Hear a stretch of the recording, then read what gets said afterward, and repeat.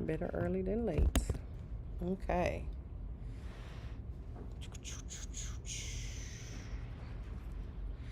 All right. Y'all know I got to do my little YouTube thing. Good morning, everybody. Everybody who is on the live and who is joining us on YouTube, welcome to our classroom. We are going to be talking about manicuring today. Okay. Why do you think it is important for you to learn this subject, ladies? It is the foundation of pretty much everything that we do. So before I get too deep into this, let me tell you what we're going to learn today. Okay, we're going to first talk about why you need to learn this subject. Okay, we're going to list the services that are included in your state board scope of practice, or state scope of practice, which we're in Georgia, and South Carolina is right next door. Okay, for nail technicians. And then we're also going to talk about equipment, things that you need to have if you're going to be doing manicures. All right, as well as multi-use and single-use implements, what they are, what they're not, which ones you should be using, and how you should be using them, because some folks are doing some real dirty, nasty stuff. There's some shady stuff going on in these nail salons, y'all. Okay, we're also going to talk about materials. Okay, there's a difference between equipment, implements, and materials that we use in these services, and then professional products. Okay, there are professional products that you guys, should be using. Lord have mercy. Here you come. Hey, he helped me with the trash last week. That I was telling y'all about. Yeah, he's like, you got any trash you need to throw away? All right, and then I'm going to demonstrate a basic manicure, and then you ladies are going to do some manicures today, okay? Albeit on a mannequin hand. We do have a gentleman that is going to be coming in this afternoon. I promised him a free pedicure and a manicure today for helping me bring those boxes in yesterday. He said, he came yesterday. He said, those pedicure chairs are nice. He said, can I get a pedicure? I said, you can get anything you want. You saved my life. If it wasn't for him, those boxes, him and his other little friend, them boxes would be still sitting out there. I probably would have slept in the school last night just to make sure nobody stole them. But anyway, we'll talk about the steps of the application of polish, okay, because there are some steps. And the most important thing that I want y'all to take away from the demonstration that we'll be doing today is we're going to do it the state board way. I would be doing you a disservice to teach you any other way. Now, you learn it the state board way, and then when you go into your own salons and to doing your own thing, you can tweak it, you can do whatever you want. Obviously, we're not going to polish before we do anything. There's steps that you just can't get away with doing them in certain orders, right? But you can add things to these services, make them your own, all of that good stuff when you become a licensed nail tech and you get up out of here, okay? We're also going to talk about some approaches to men's manicures. Now, these days, men's manicures, a lot of men are wearing polish, honey. Okay, they're wearing colored polish.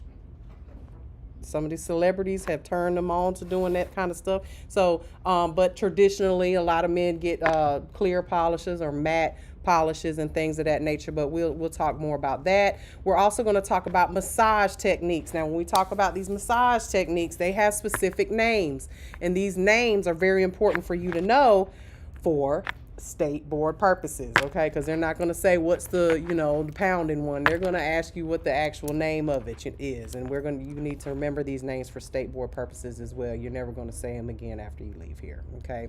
We'll talk about the difference between spa manicures and traditional manicures, and also talk about some of these paraffin wax treatments that I hate so much. I do despise paraffin wax, but it is something that can make you a little bit of extra money. Some people love it. It's a mess, if you ask me, okay? And then we'll talk about manicuring on clients with sensitivities and things of that nature with special health conditions, okay? Y'all ready? Mm-hmm. All right, so why do you need to learn this subject?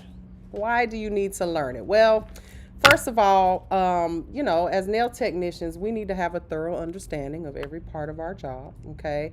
And today, in these days and times, the appearance, when you look at someone's appearance. You know, we look at a few things. Me personally, as a woman, I look at a man's nails. I mean, whatever floats your boat, maybe it's a woman or whatever, but I look at their nails because, you know, you can't touch me with dirty fingernails. And y'all know what I mean. You can't touch me with no dirty fingernails. You know, I'd give me no infections, okay? And we judge, you know, people judge you by the look of your nails, and I hope no one is judging me right now, okay? I know, it's embarrassing, but I've been moving pedicure chairs and stuff, you know, and trying to make this school nice for y'all. So don't judge me. All right, fashions are always changing. What are some of the trends right now when it comes to nails or manicuring? Can you think of any? That thing, them Russian manicures, we talked about that, right? But as far as trends are concerned, like people are trying to go a little more natural nowadays. I mean, even with my nails, like I had to prove that these were not my nails this weekend. Like they were like, they look so real. Like, what do you mean they're not yours? And I was like, yeah, it's a thing. Trying to look more natural. You know, the gel manicures are very, you know, if you're not going to wear anything at all. Listen, you ladies, I'm telling you, you'll figure this out once you've been a nail tech for a while. Stop trying to do all this long stuff. And if I could sit there here all day long and do manicures and pedicures, I promise I'll make more money than any of y'all that's out here doing all this bling and all this long extendos and stuff like that. Because, I mean, you're making 35. What's a gel manicure cost nowadays? Ooh. It's not $15. And nobody gets a regular manicure anymore just with regular polish, right? So we're talking $35 for just a gel manicure. It would take me 20 minutes to do it. And if I could be booked, that's more money. That's more than $60 an hour, y'all. Some lawyers don't get paid that much, okay? So if I could be booked with manicures all day long and pedicures all day long, I would be happy as a bug in a rug. It's easy. Nobody's going to complain. I don't like the shape is 10 little. We're not going to do that with a manicure and a pedicure on natural nails, okay? So, some clients, due to health reasons, you know, they can't maintain their own nails, you know. So as far as manicuring and pedicuring, and just remember, pedicures are just manicures on the feet.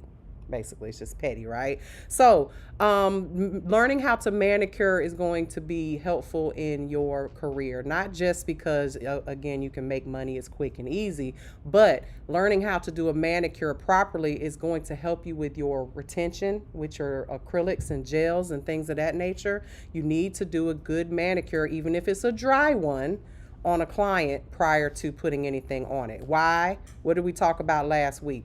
What does acrylic not like to stick to? Skin. Well, it'll stick to it wet, but we don't want it to. We don't want it to, because then you get what under there? Greenies, a pseudomonas. We do not want those molds growing under there, okay? So that's one of the reasons why you want to, you know, if you can do a dry manicure, try to do that, all right? So we want to stay current with those trends. However, stay away from them Russian manicures. Now, clients love relaxation and pampering. So when you're doing this stuff, again, you can do it fairly quickly, but try to at least make it feel good. So this is where your massage and stuff comes in. A lot, especially men, okay? They're not getting all that polish, you know, the manly men's, you know. They're not getting all that polish and stuff. They don't care about all that. They really just want you to clean their nails, make sure they look manicured and nice for the ladies, you know, or whatever. So the massage is going to be where you make your money, okay? I went to a cigar bar Wednesday night. I got invited to a bike night over at Icons, and I didn't realize it was going to be a sausage fest. I thought there was going to be some women there. So what did they say? What is the women? Tacos? So it'll be tacos and sausage, honey. It was a sausage fest. I was the only woman in there. Me and the bartender was just sitting there talking. But anyway, I knew one of the guys, and he came up to me. He was like, hey, how you doing? Whatever. He was like, man, you know, I would come by the school, but, you know, all I really want is for them to massage my arms. I was like, they can do that. They can do that. That's all they want. Really, truly, the men. So, pampering your client, trying to, you know, do this manicure service as luxury and as pampering as you can, is where you're going to bring your ticket up, right? Because a water manicure just in a regular schmegular bowl is not going to get you high dollar. You know, you can upgrade this very simple service very easily. Okay, who says that you have to do it in one of these ugly little bowls that look like a, you know, like a sauna or whatever, little spa, right? You turn it upside down, actually it does. But you can put it in a, go to, you know, some Home Goods or something, find you a fancy bowl, put some little fake diamonds in there, the big ones, you know, so they can play around in inside the water and make it luxury. Okay, so that then up the ticket a little bit. Okay, but relaxation is what these clients are actually looking for. Okay, now let's talk about your scope of practice when it comes to manicuring. So we discussed a little bit about Russian manicures, right? Let's just talk about scope of practice real quick. What is it that you're legally allowed to do and what you're not allowed to do? Okay, that is what scope of practice. Just remember that you are liable for anything that you do. I said do. You are liable for anything that you do, so make sure that you're doing everything, you know, legally. Okay. Now, moving right along, let's talk about some equipment that you need. Okay. Now, equipment includes all the tools that you need to perform your services. Okay, that are not implements. Okay. Now let's talk. The equipment is different than, say, your cuticle pushers and your nail nippers. All right, we'll get to that in a second. So equipment is going to, number one, that you're going to need to do nails, especially manicures, okay, not pedicures, or acrylic surfaces, is a table. Okay, you're gonna need some type of table. Now you guys can see that we got some new nail tables over here. These are fancy, right? These tables cost $700 a piece. Or you can have, you know, these tables that cost $10 for the top, $4 a piece for the legs. And then if you want to be fancy and have these little, you know, storage units here, things here, they're about $90 a piece at IKEA. This is the school that IKEA made. Okay, we have upgraded. Thank you for the ones that made a big down payment or paid in full. And this was what you bought. This is what your money paid for. Okay, I bought them at the show. And I hope you guys enjoy using them. And Miss Mary's going to be very strict about keeping them up. Okay, now these manicure tables, just make sure if you have one, because some of y'all are doing nails at home, right? And you might be doing them on a wooden table or something like that. Just make sure that the table top is one that can be easily cleaned and sanitized. And make sure because you've got to clean this. I had to go in and clean these things down with acetone the other day because y'all put gel on here and leave it sticky and all that stuff. So if you can't put acetone on it to wipe it down to get some of this residue off, then it's going to, or if the paint melts or, you know, this is acetone resistant, okay? You can put acetone on this.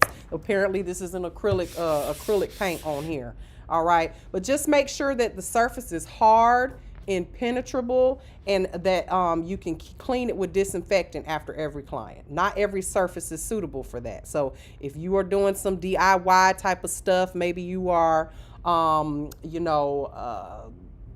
painting it and putting your own little spin on it. Maybe you put a little soft top on it and put made it fancy for yourself, and now if you put any acetone or disinfectant on it, it'll take the color away. That's not going to be a good idea. Okay, so now let's talk about the different types of as a professional technician, we're going to call these things what they are. Okay, so equipment is going to be your tables. Implements is going to be the things that you use on the client's nails, the tools that we use to clip their nails, push their cuticles back, things of that nature, buffers, files, stuff like that. Materials are going to be stuff like your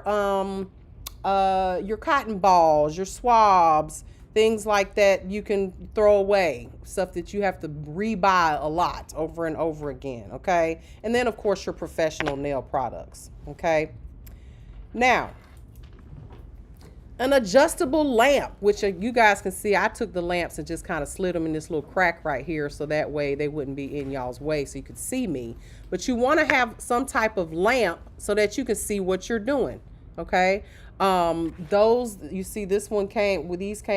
I love these little moon lamps, but I'm be honest with you, they came for free with this, and I was just like, okay. But I have one in my travel kit, and I really don't like that because you bump it when you're doing filing and stuff, and it's a little annoying. I think they're cute, but it's a trend, so everybody's got these moon lamps right here.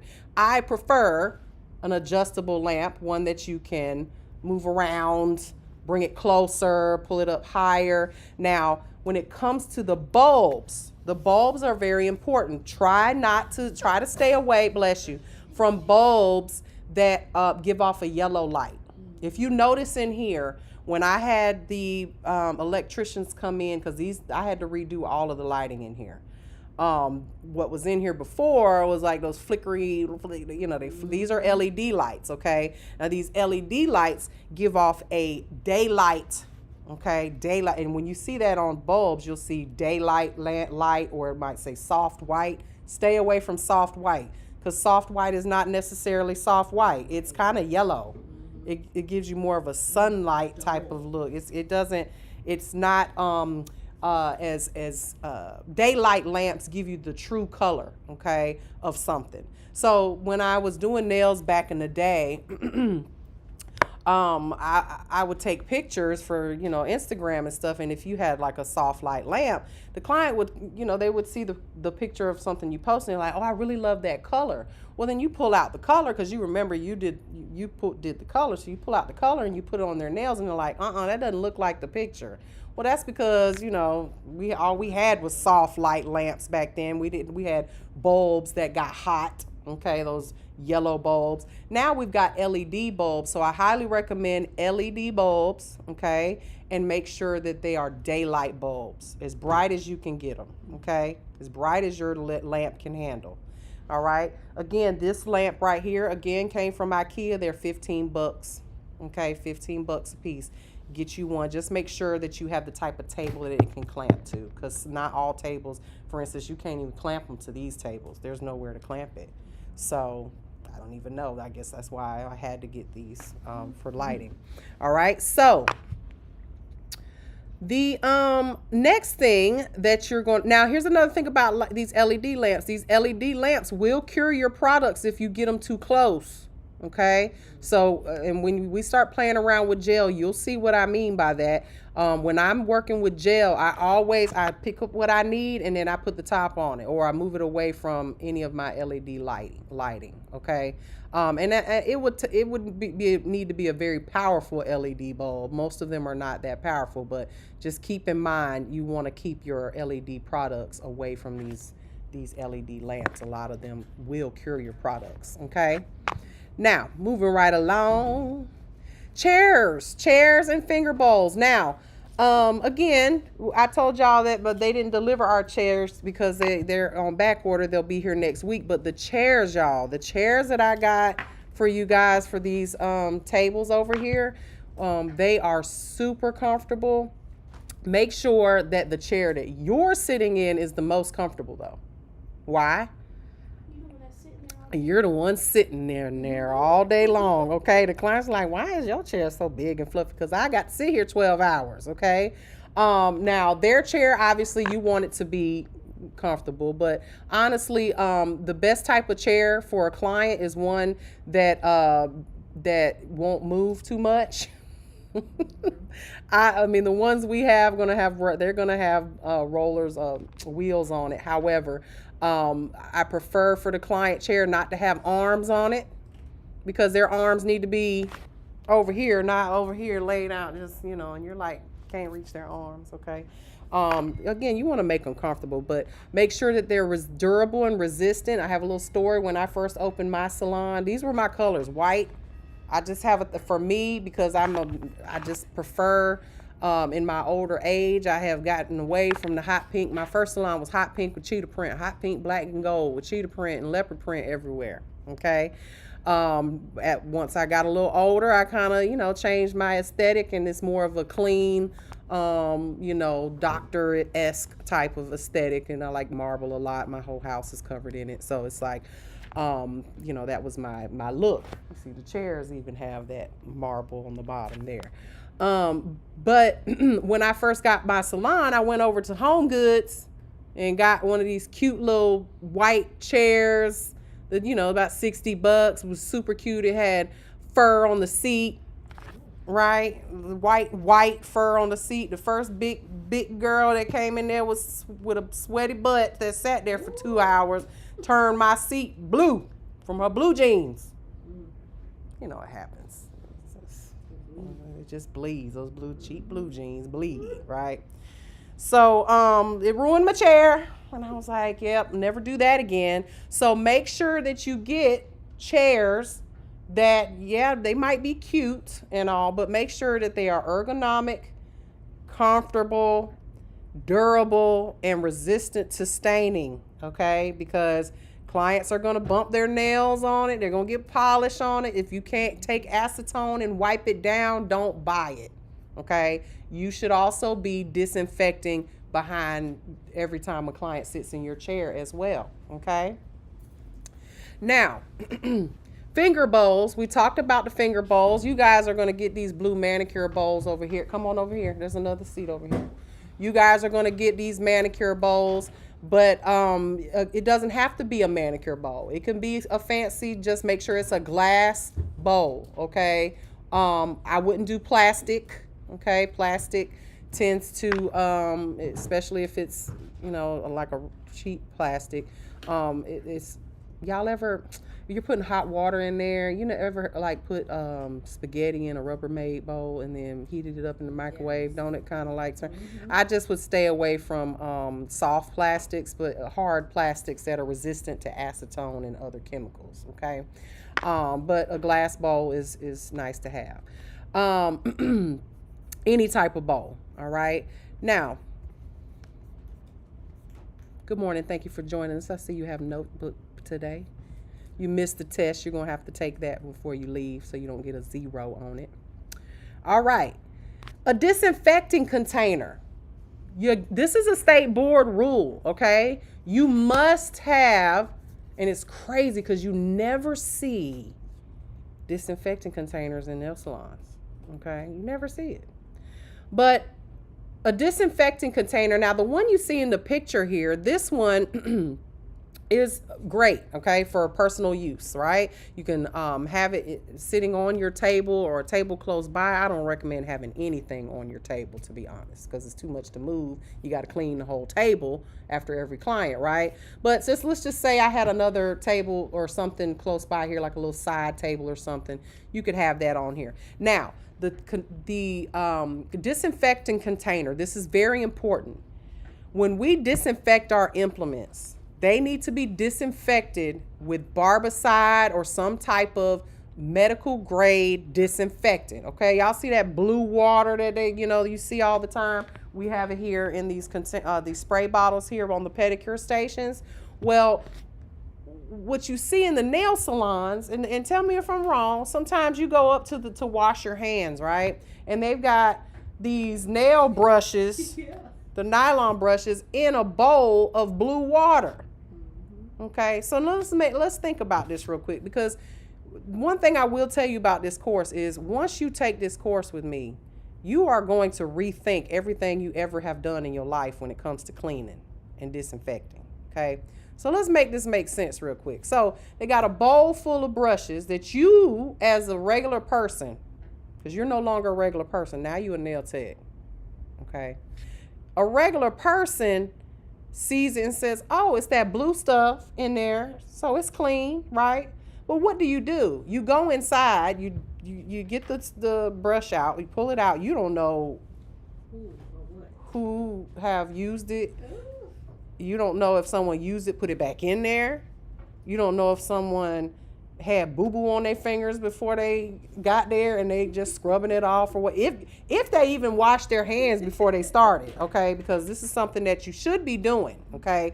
Washing the client's hands is very important before you get started on any service, A lot of y'all are like, I don't know why my nails are lifting. Well, your client was eating fried chicken before they came, and then all you did was wipe their nail plate, but you're holding their fingers the whole time. And what's on those fingers? A bunch of oil, a bunch of dirt, and then you're touching all this stuff, and then it just transfers, all right? So you and both of your clients should be washing hands. But first of all, barbicide is not to be touched with your bare hands. It should not be touched with your bare hands. Do we have any medical people in here, or people who have worked in a hospital or CNA or anything? You're supposed to put gloves on when you go to disinfect the bed or touch those wipes. You should be wearing gloves with regular schmegular Clorox wipes or disinfectant wipes. They even tell you that on the bottle, but you guys don't read that stuff. I never did before I was a nail tech and was teaching this stuff, right? So you pull it out, you go to scrub your hands with this barbicide that's on there, right? And then what do you do with the brush? Well, if you are nice, you rinsed it off at least. And then you probably put it right back in the barbicide.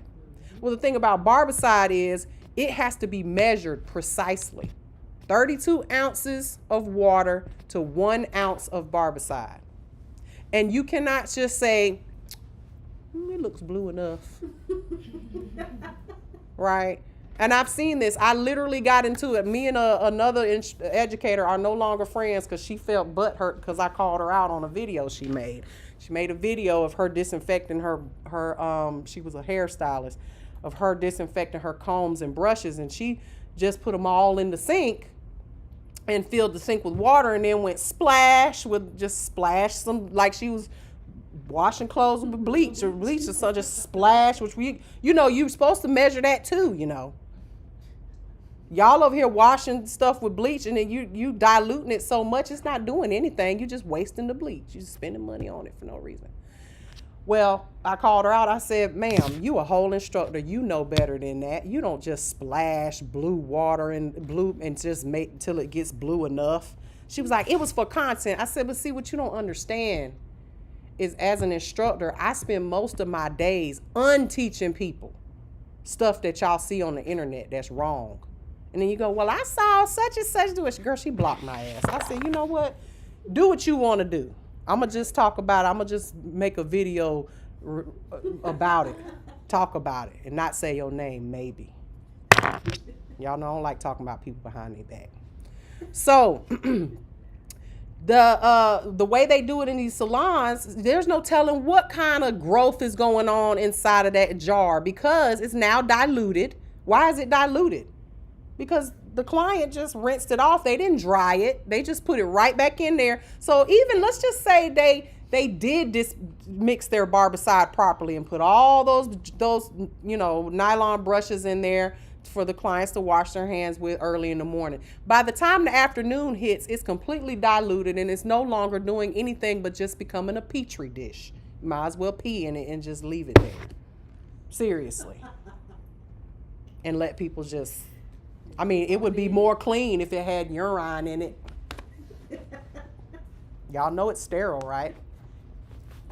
Just saying. At the end of the day, we want to, and in order to disinfect something properly, we have to fully submerge it. Meaning, all y'all been baptized. If you ain't been baptized, I'm going to sprinkle some of this holy water on you real quick, okay? But you remember when you got baptized, right? They put your whole, unless you Catholic, they just sprinkled a little bit of water on your forehead. Sin's still there. But when I got baptized, you had to go all the way under. If even a piece of hair flipped up, and then you had to do it again because them sins done rose up to the tip of your hair and they still sitting there waiting on you to get back up, right? So fully submerged under the water. Same thing with your implements. They must be fully submerged. So when you see these little cups, sometimes you'll see nail techs with a little cup of blue water, and then they take their nippers when they're done because they're not even doing it the proper. Why would you take dirty nippers and then put them in the barbicide? Or shouldn't you clean off the person's like dead skin and all that stuff that you done nipped and cut off with soap and water first and then put it in the cup? But see, what about the handle? That's where all the dirt is from your hands. That's where all the germs are. So you're only disinfecting the tip? Just the tip?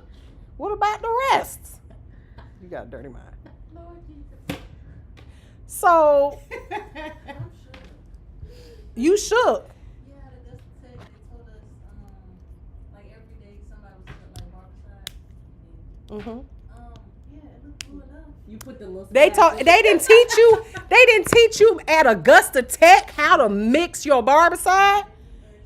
What? Y'all just walking around with dirty everything. I mean, you know how much that stuff costs? A lot. A lot. To waste it. Can you imagine? First of all, if you work for me and I saw you just splashing the barbicide in the water and saying it looked blue enough. See, you can do that with Kool-Aid. You can't do that with barbicide that is supposed to. Y'all, this is what I mean by there's things that we do that can make people sick. Y'all wonder why when COVID was happening, the people was just getting because people do not know how to sanitize and disinfect properly.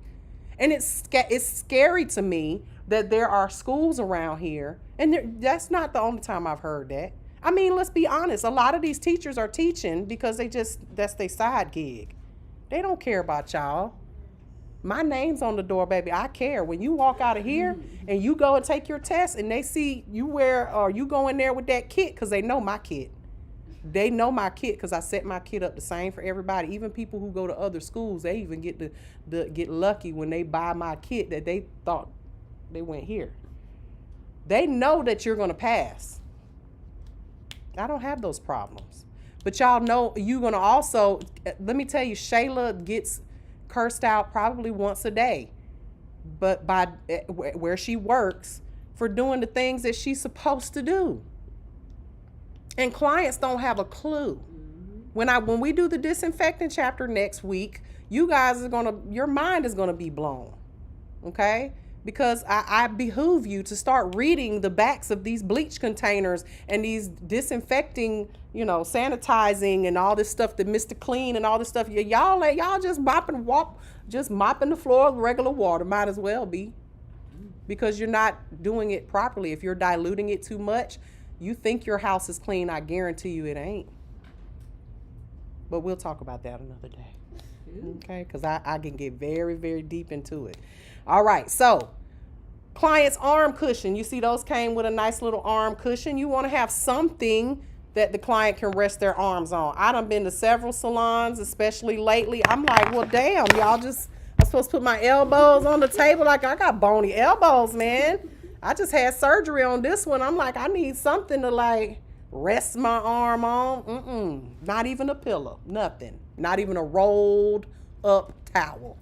Okay. So if you don't have to be super bougie and have one of these, like, I'm sure those were a few, maybe $10, $20, right? You can at least roll up a towel and give your client something to rest their arm on. Okay. Now I went to Home Goods and got me one of those little round pillows, and I always drape it with a towel so that it's covered. And you can always wash those, but one of those little round pillows so that the client has something to put their arms on. An arm rest is not mandatory, but come on now, let's do something for the client. Okay.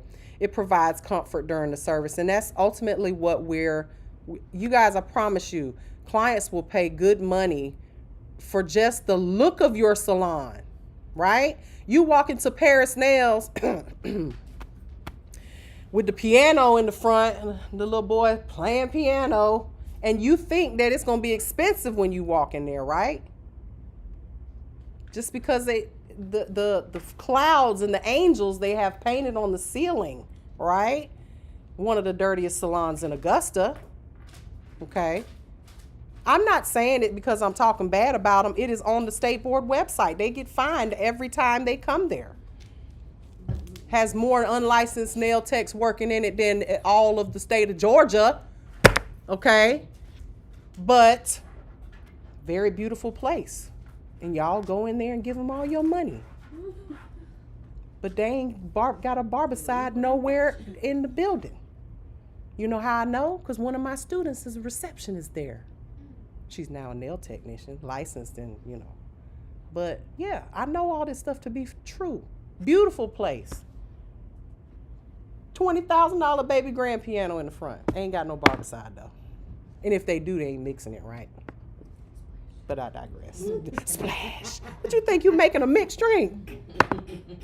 We talking about people's health over here. Anyway, trash cans. All right, so trash containers.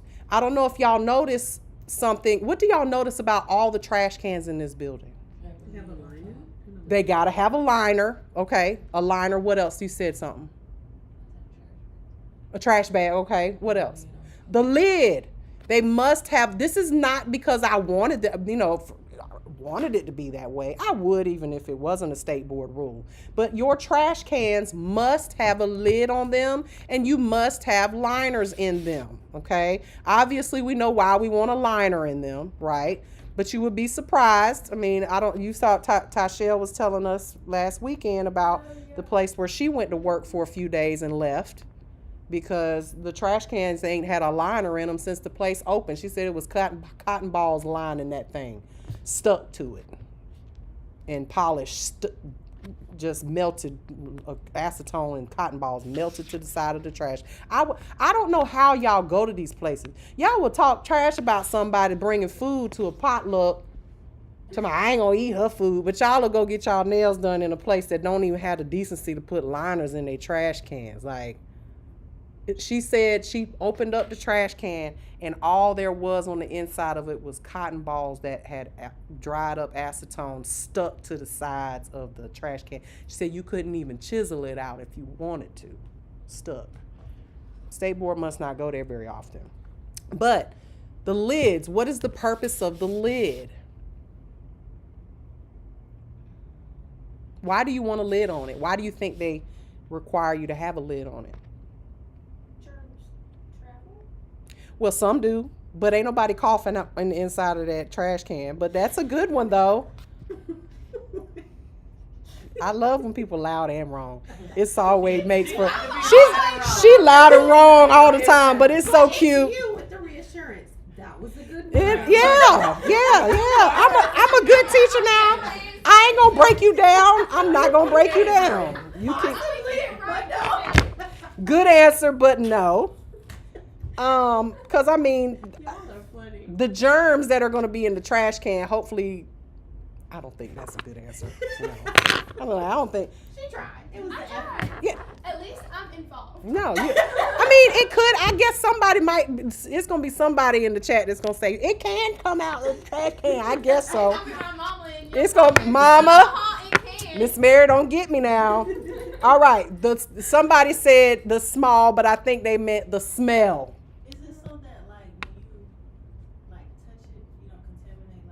That's a good one. Here's the thing, like these have a little foot pedal, right? You don't want to be touching the trash lid, right? If you're touching the trash, hopefully, now you should be disinfecting everything you touch, right? But my hand don't touch the trash lid too funny. I mean, I've been known to lift it up and drop something in there if the foot pedal's on the wrong side or something. But yeah, that you don't want to be touching the trash can. So if it's got a flip top on it, that makes it easier. But let's just say, even if it didn't have a flip top, let's say like those right there are not a flip top. You just drop it in there, right? But the reason for it is we deal with a lot of acetone and alcohol and stuff. These things have odors. And when you put stuff in the trash can and with a lid on it, it's going to keep the odors from wafting in the room. Now, when I was in nail school, they were so cheap at my school, they made us carry Ziploc bags, and we had to put all of our acetone soak and alcohol soak stuff in a Ziploc bag. Okay. Good morning. I'm gonna let you sit over here next to me. Okay. Yeah, bring them, honey, because we can sure enough eat them. Yeah, put them right here. We're gonna eat them. Ooh, they hot too, y'all. Look, see, this is what happens. If you're gonna be late, bring something. She knows for next time. Y'all take one and pass it down. Just a sign over yeah. Oh, it's over. Don't worry about it. Just come sit over here. Just all I need you to do is just take this off the Get rid of the baby weight. And look, when she over here bringing donuts. You can move it anywhere. Put it over there, honey. Just sit next to the teacher. See, and then when you're super late, you get to sit next to the teacher. All right. Now her baby was sick, was in the hospital last week. So he had a doctor's appointment this morning she had to go to follow up. He had to have surgery. So, grab that chair too. All right. Now, so everybody understand. Now, remember that the state board will fine you, okay, if they come into your salon and you've got dirty trash cans or trash cans that do not have liners in them, or if there's trash left overnight.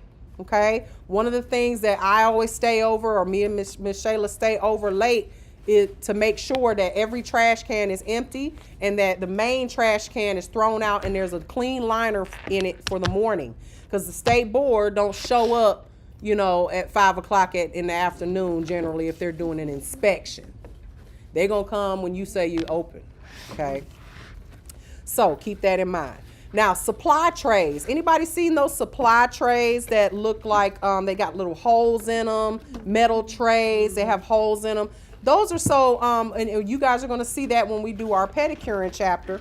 When we bring out all our implements, you guys go back and gather everything you need to do your pedicure in the pedicure room back here, this supply room back here.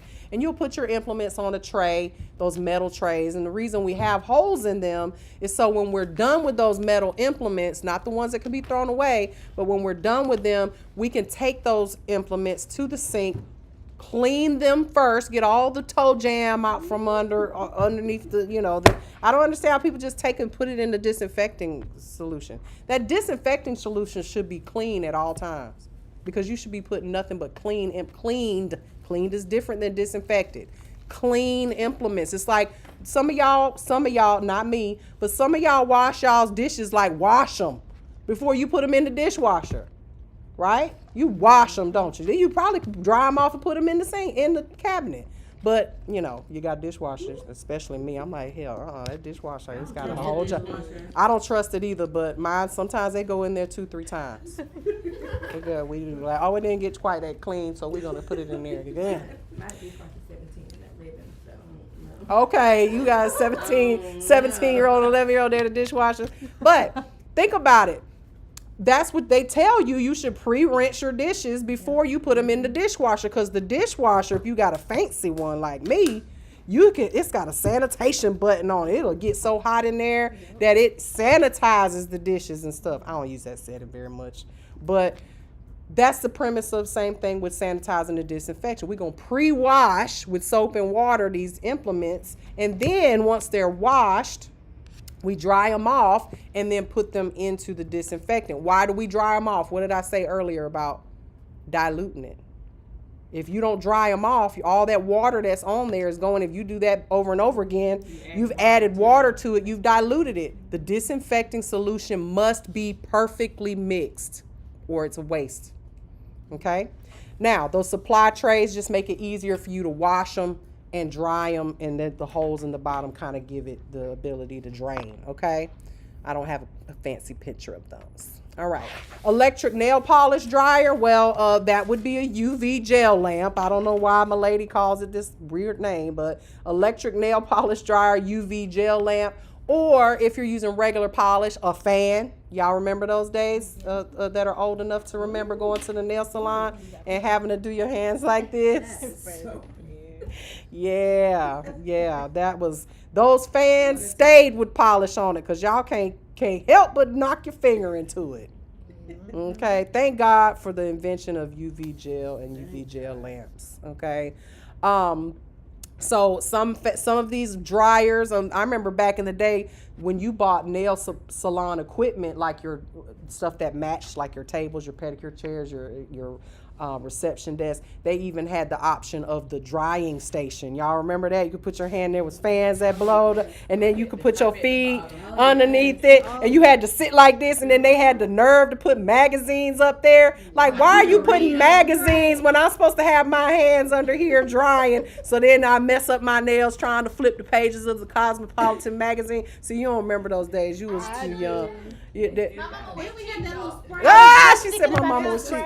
Yeah, the spray, that don't work. The spray is not, that is for looks and to give you false hope that you're gonna make it home with your nails not messed up. We got some over there. I use it for teaching purposes just to show y'all it don't work, okay? Only thing that works is 24 hours of not touching your nails completely, okay? We're going to get to that in a minute when it comes to polish.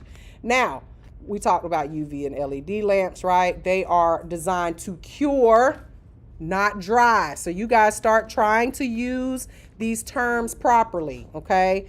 Your nails do, when you're doing gel, acrylic, any of the polygel, Gel-X, these products do not dry, they cure, okay? Only thing that will dry is water. Everything else, if it's a chemical, it cures, okay?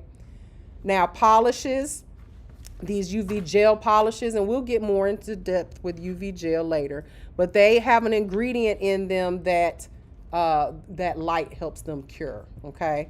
Just to kind of tap on that. Now, an autoclave. Now, here's the thing that I get real specific about, okay? Because I want you guys to understand the difference. So, does anybody not know what an autoclave is? Okay, so an autoclave is a sterilization device, okay? Now, let's just tap on this, and we're going to talk about infection control next week in depth, okay? But there are steps to infection control. First is to what? Clean, right? We're going to clean it with soap and water.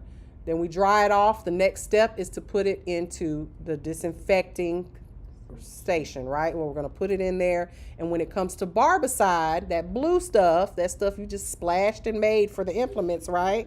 She done told on them people. She said, at Augusta Tech, they told me every Thursday, and then it's only once a week. No, you do it every day. Oh, okay. But on Thursday, what did you do? You just was the person who did it on Thursday. You made the batch on Thursday. No, you make it every day. Oh, okay. Well, you said something about Thursday. She said Monday through Thursday. Oh, Monday through Thursday. I'm sorry. I heard. My bad. I was like, only Thursdays? How much I did. Yeah. And how many times you did it wrong? Ooh. She said it. She was like, them people told me that I was doing it wrong. They just told her to splash it in there till it's blue enough. It was Wow. their container, they would put a line, Mm-hmm. fill it up, and they said cap for it. And if it's not blue enough, put some more.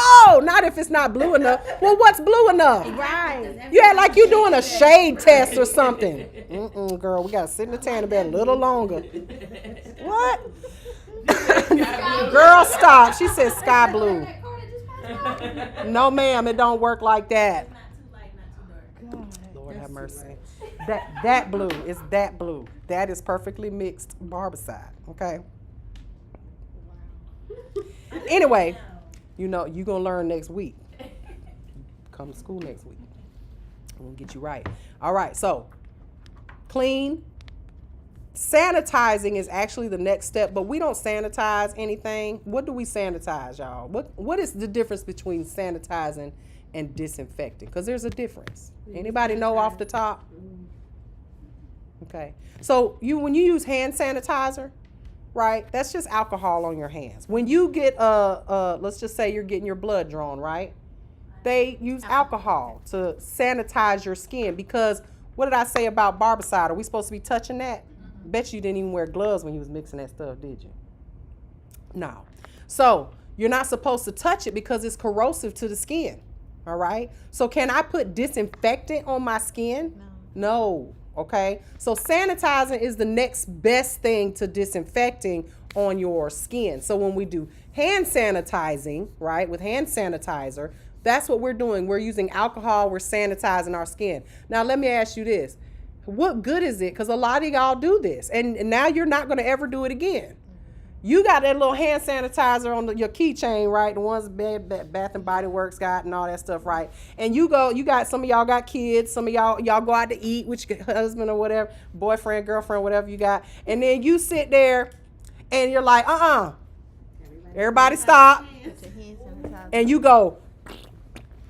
Let me ask you something. What are you doing? You just bring it. I always like to use Boo Boo as an example. Okay, you just changed your kid's diaper on the way there in the car because that happens sometimes. And you were like, oh, it's all good. You know what I'm saying? We don't wash our hands before we eat anyway. We just hand sanitize. So you just put the hand sanitizer on your hand. You didn't wash your hands at all. Hand sanitizer is absolutely useless if you don't wash your hands first.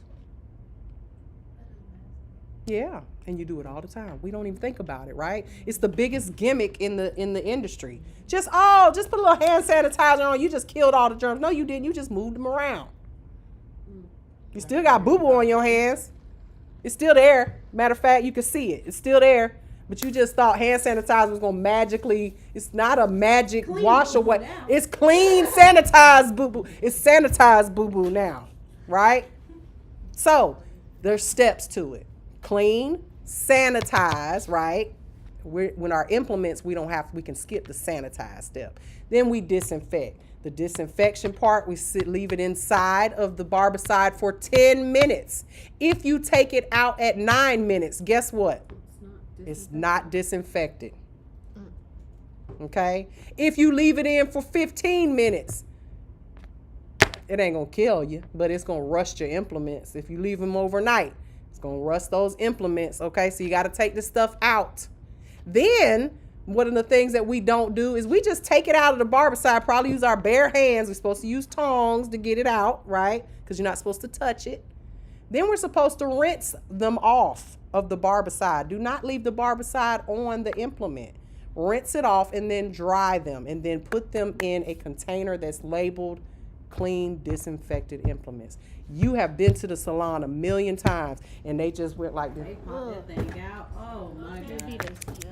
The drill bit. Drill bit dusty. Drill bit, the whole e-file just dusty. They ain't wiped nothing down. They haven't done any cleaning. Full of dust. Just One swipe. I'm telling you, and here's another thing y'all probably don't know, okay? You think that you're taking these disinfecting wipes, right? And you're just wiping everything down, right? And it's clean. You ain't read the back of that disinfecting wipe container a day in your life. You're actually supposed to, first of all, have on gloves. Secondly, you're supposed to leave that thing, those wipes should be so wet that the table stays wet for 10 minutes. Supposed to stay wet for at least 10 minutes in order to disinfect. So let me tell you the best way to clean. Get you some barbicide, huh? You do say that. I know it does. I teach this stuff. Get you some barbicide for your house, for your car, for everything. If you're a germaphobe, because now you really like, oh, I thought I was a germaphobe. No, you a germ. You a big walking germ. She got disinfectant wipes in her purse. Ain't just now realizing. So technically what you should do is take about 10 of them out of there, lay them on the table, and let it sit there for 10 minutes. And then once 10 minutes, you go by and with glove. With glove, that's what I'm saying. We are spending all our money on all of these cleaning supplies, and we're not cleaning nothing. We're just wasting it. How many of y'all use the Lysol spray after you boo-boo? No, you spray like the handle. The handle. No, you're using it for air freshener. That's a bad mix. First of all, if you're using that spray in the can, you're supposed to spray enough on the toilet to where the toilet stays wet for 10 minutes. How many of y'all staying in there and waiting for it to dry, and then cleaning it like, I'm gonna just wait 10 minutes on, make sure it's clean for the next person. Ain't none of y'all doing that. I mean, I don't do it. If you don't want to use my toilet, then go home. Use your little shitty toilet. Just saying. It's impossible to do it properly if you're not following the directions. Okay? So just so you guys will think about it. They just threw it in there, didn't he? Oh, he's coming. Look, he gonna walk in here now. He's so talkative. Hey there. How you doing? Welcome back. No, ain't no welcome back. We here every Friday and Saturday. You just don't bring me my mail no more. It's some girl that brings it. I'll be off some days. Oh, okay. That's nice when you retired. Huh? You semi-retired, ain't it? Yeah, I'm still here. It's about 2 more years. Okay. If I win the lotto tonight. I hear you. All right. You have a good day. Stay out of that heat. So we got sanitation, right? And then what's disinfecting, right? And then what is the highest level of disinfection? Highest level. Sterilization, okay? So that is what an autoclave is. An autoclave is a sterilizing unit. Now, an autoclave is not, you don't have to have one. We have one in the school. It's $7,000, okay? The reason we have one is because I teach a course, the A&T course, which is a medical nail technician course, okay? And in order for me to teach it, I had to have one so that I could teach y'all how to use one, because as a medical nail tech, you will have to have one. Now, mine's big enough for a school. You can get a personal size one for about $500 to $1,000. Bless you. But you all have been in a salon that you thought they had one. You know how I know? You know those little packets they open up and they peel them open? Yeah. Yeah, guess what those are? Autoclave packets. Yeah. And the way they're used is you clean off the implements, do your little, you don't even have to disinfect them. Then you can clean them and put them directly in that pack. And when you put it in an autoclave, you turn it like you would a bank vault. And you turn that thing on and it gets so hot that nothing can survive. Nothing. Spores, nothing. Okay? Now, State Board says disinfecting is enough, right? But a lot of y'all ain't doing that right? We know this. You think you're cleaning it, right? So the only way to be 100%, and I mean 100% sure that your implements are 100% clean, 100%, is an autoclave. Now, once you break that seal and open it, it's now exposed to whatever, so you want to make sure you only open it when you're ready to use it. Just like when you go to the dentist, when you go to the doctor and they're about to do some kind of anything on you, they peel that thing open right when they're getting ready to do it. But didn't you say some nail salons use that bag? That's they're not exactly. So I was going to bring that up. What they're doing is yeah. they're just doing the cleaning step and shoving it in there and sealing it. And then you think, because you're like, oh, well, I see that bag. They used that bag in the dentist's office. Oh, it's been sterilized. No, it has not. And here's how you know it hasn't been sterilized. If there is a buffer, a file, or anything that is not metal inside of there, it did not go through that sterilization process, because it would melt it. Yeah. It would turn it, shrivel it up into a little bean in there. It would just melt. Okay? Nothing can survive if it's not stainless steel. Okay? Inside of that. And when I say if it's not stainless steel, I mean anything plastic, anything that is porous, okay, wooden, all right? So why would they take the time to put it in that packet if they're not using an actual autoclave? Well, a lot of you think that those UV sterilizers, y'all have seen them, the little cabinets with the UV lamp. Y'all think those are autoclaves or sterilizers because, they wrote sterilizer on the side of it. Well, I'll challenge you then. If you think that UV light can sterilize all the germs on your implements, well, why not just lay them outside on a tray and let the sun do its job? Hell, if UV light could kill germs, none of us would be sick. Yeah. You get a cold, but I'm finna go lay out at the beach. I'm gonna get well overnight. Yeah. Those UV sterilizers are worthless. Do not buy them. We have one here at the school for purposes of teaching. The best thing to do with those is to keep them turned on at night, so in case someone wants midnight nails, you got a night light so you don't bump your toe on the way in here. That's all they're good for. Okay? Do not, and I've done, I don't know if any of y'all have looked at any of them, and I'm about to start doing them again because they're great content. I go to nail salons and I do, undercover nail salon stuff. That's smart. I put my little spy glasses on and I go in there. They so dumb, they don't even know. Oh, you got the metal? Yeah, I go in there, I put on my little glasses, And you record. and I be like, Uh, what y'all doing in here? Yeah. Yeah, I record the whole thing. And I ask them questions. I'm like, did you sterilize this? And they be like, I would So, already know. Do you have an autoclave? They'd be like, oh, who? I said, the sterilizer. They're like, oh, yeah, UV sterilizer. We have. I'm like, show me. You know, you can legally ask them for these things. Show me where it is. Show me. Yeah. And they get all nervous. What you mean, show me? Show me where it's at.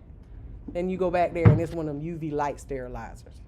This is not an autoclave. I'm sorry, you are misleading your customers. Yep. Because I know what to look for. Also, when those autoclaved packets come out of an autoclave, They would be wrinkled. they look like they've been through hell and back.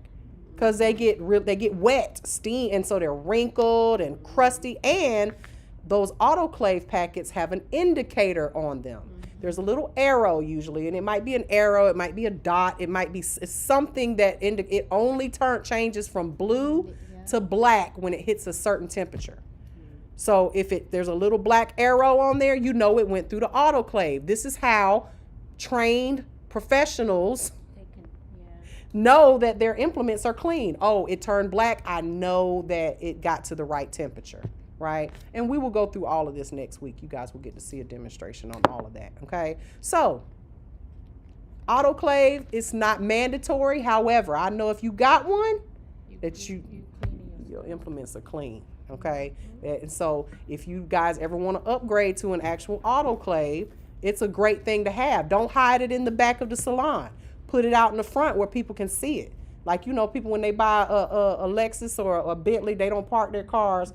And they put them out where you can see it. Shoot. I want you to know I got this new car, right? Same thing with that. Same thing with an autoclave, okay? So that's what they look like. Again, you will see these things in doctors' offices, dentist offices, okay? Anybody ever seen one in their dentist office? They usually, at the hospital, when I worked in the ER, we would have to go down to disinfecting, and sometimes the people that work down there and get stuff because we needed it right away. We couldn't wait for them to bring it. And downstairs at the bottom of the hospital, they've got autoclaves that you can park a Buick in. They're that big because they got to sterilize the stretchers, the OR stretchers. OR stretchers look different than the ones they take you off of it. If you've ever had plastic surgery, they take you off of one comfy bed and slide you over to this hard metal bed that you hopefully are put to sleep and you don't get to feel how uncomfortable it is. But those have to be sterilized as well. Okay, so big autoclaves probably cost more than a house for those. All right, so y'all know what an autoclave is. So next time you go to the nail salon, which hopefully none of y'all are going no more, you know what to look for. And I promise you, they ain't got one. They not even cleaning their implements that's at their table, let alone putting them, taking the time. This takes time. Cleaning the table. This takes time, y'all. It takes time to be clean. Okay? All right, and that's what it looks like when you put it inside of the tray and everything like that, okay? So those UV sterilizers are actually not meant to be used in salons at all. Most of the time you get fined for having those as well, okay? Another thing that is optional when it comes to manicuring is an electric hand and foot mitts, right? Those they're warming mitts. They're great for when you are doing paraffin wax. You can put them in there. That's a little add-on. Paraffin wax is great if you just want to make extra money. One of my nail tech students said that she got paraffin wax at her dentist's office. They were just doing it as I said, that's bougie as hell.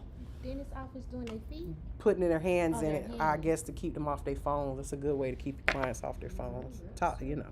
But it is very comforting and relaxing. This is what they look like. Okay, these are the terry cloth mitts that you put on first. And then we have some here. They're in the pedicure drawers, okay? And you use those over paraffin. All right. Paraffin treatments, again, those are, let me tell you something about paraffin. It feels good, all right? But it's also one of those things that people who are doing it, they're doing it dirty and nasty. You should never be dipping your hand directly in the paraffin wax, okay? What we do is the clean method. We pour the paraffin wax in a bag and then hand in the bag. Otherwise, you're contaminating the paraffin wax. Remember, we can't sterilize people's hands. All we can do is sanitize. We can't disinfect people's hands. We can only sanitize them, which is not 100% clean. Y'all ever notice when you see in these doctor shows and they're scrubbing They're scrubbing they got to scrub for like 20 minutes. Why? Because the skin is naturally you cannot sterilize it. So they got to get their hands as clean as they possibly can. Then once they're done, they hold their hands up like this and let somebody else put the gloves on.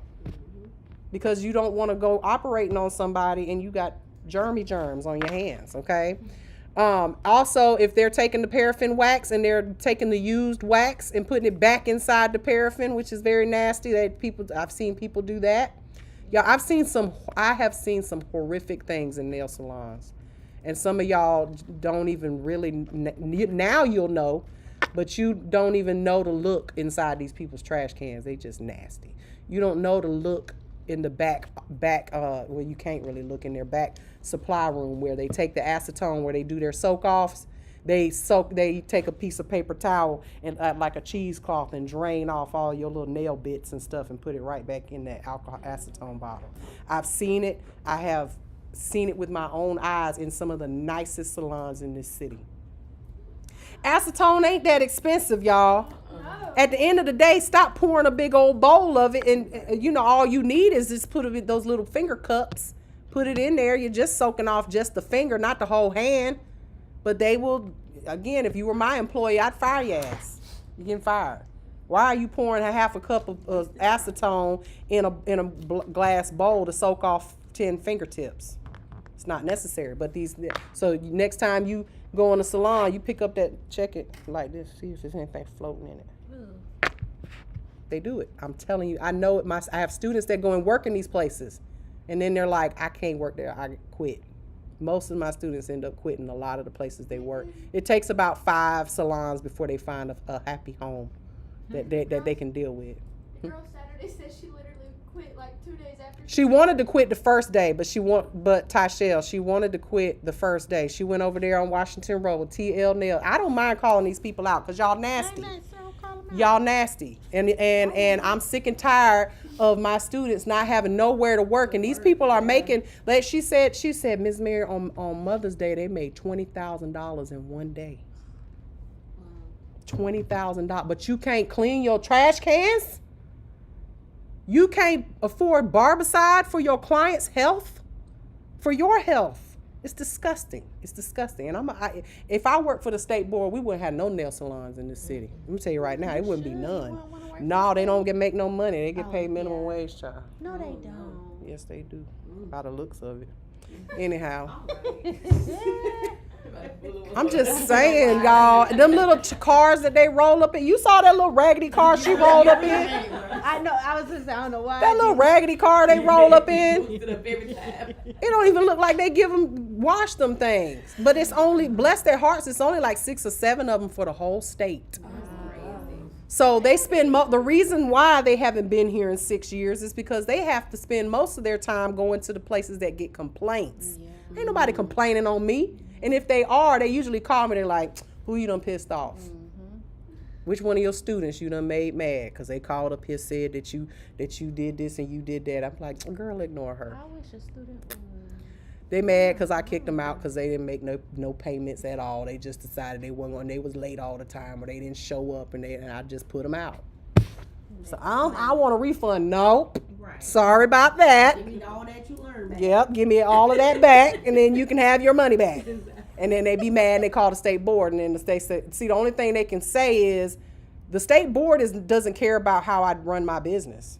All they care about is, do I have trash in my trash cans? Right. Do I have dirty linens in the linen? Do I keep the, you know what I'm saying? That stuff, the stuff that they can fine you for. They can't fine me for kicking you out of school because you didn't do what you were supposed to do. Right. So they'll call back and say, oh, well, she got trash in her trash cans.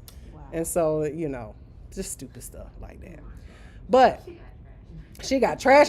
So the state board has to spend most of their time going to the places that get complaints.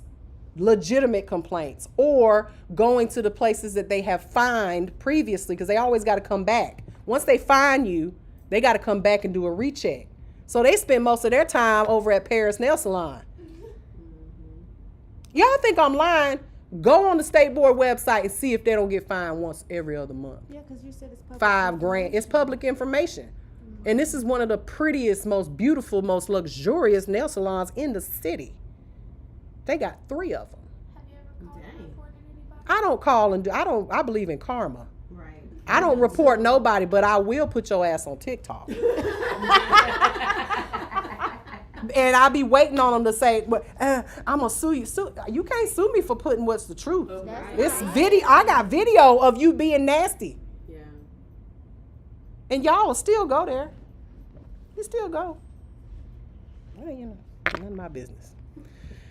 I try to mind the business that pays me. All right, ventilation systems are also something you may want to have. This is one that is a very big one, okay? This is a huge one. And these are the type that we can hook to these tables right here, but I'm not getting that. This is called an Averex system. They look like they're huge, okay? And they got a big arm, and you stick it to the side, and it sucks all the stuff, and we ain't doing all that.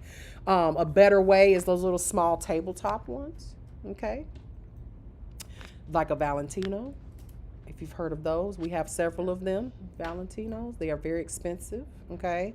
You got to maintain them as well as far as throwing away the little filters and stuff. But I just use a paper towel on top of it and just let the paper towel catch all the dust.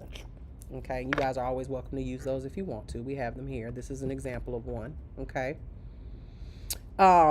There's tables that are ventilated. Those, again, like I said, have a little hole in the middle. You can see. I've got them covered right now, but if we had one of those Averex systems, they stick, all of the tables stick together, and then it sucks all the dust from every table into one. I'm not paying $10,000 for that. Okay, those are expensive. All right, so multi-use and single-use. What is the difference between multi-use and single-use? Multi-use. Something you could use once. I mean, you have to use it once, throw it away. Mm-hmm. And then the other stuff is like the implements that you can clean and reuse them. Right.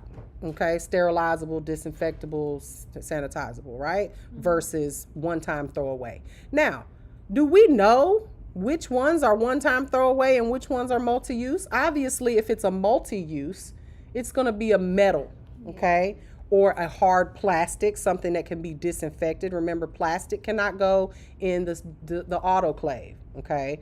For instance, those manicure brushes, the nylon, they couldn't go in the autoclave, but they are nylon, plastic. They can be disinfected, but never in the autoclave. So metal implements, you guys, if you're smart, you will start buying stainless steel implements, okay? They will last you forever. Not forever, but they will last you a lot longer, because when you start disinfecting your implements like you should be, that barbicide will tend to, like I said, dull them if they stay in there too long, or just over time if it's not a good stainless steel implement, okay? Stainless steel is stainless steel, all right? It's not going to dull it as easily as something that is just a regular metal. Also, try to stop buying these fancy schmancy nippers that are gold or, you know, rainbow colored and all that stuff, because if you are disinfecting them properly, they will change color on you. Just get stainless steel, okay? Me personally, if my, gynecologist pulled out a rainbow colored speculum, I might be a little, I'd be like, what in the LGBT? It's Pride Month. Leave it I'm just saying, I don't need no rainbow speculum going up in there, crank, crank, crank. Just stainless steel, please. All right. I'm just saying, be professional. All right. So metal stuff. Also tweezers, nail clippers. Try to get stainless steel. Okay. Again, those can be disinfected and they won't get tarnished, okay?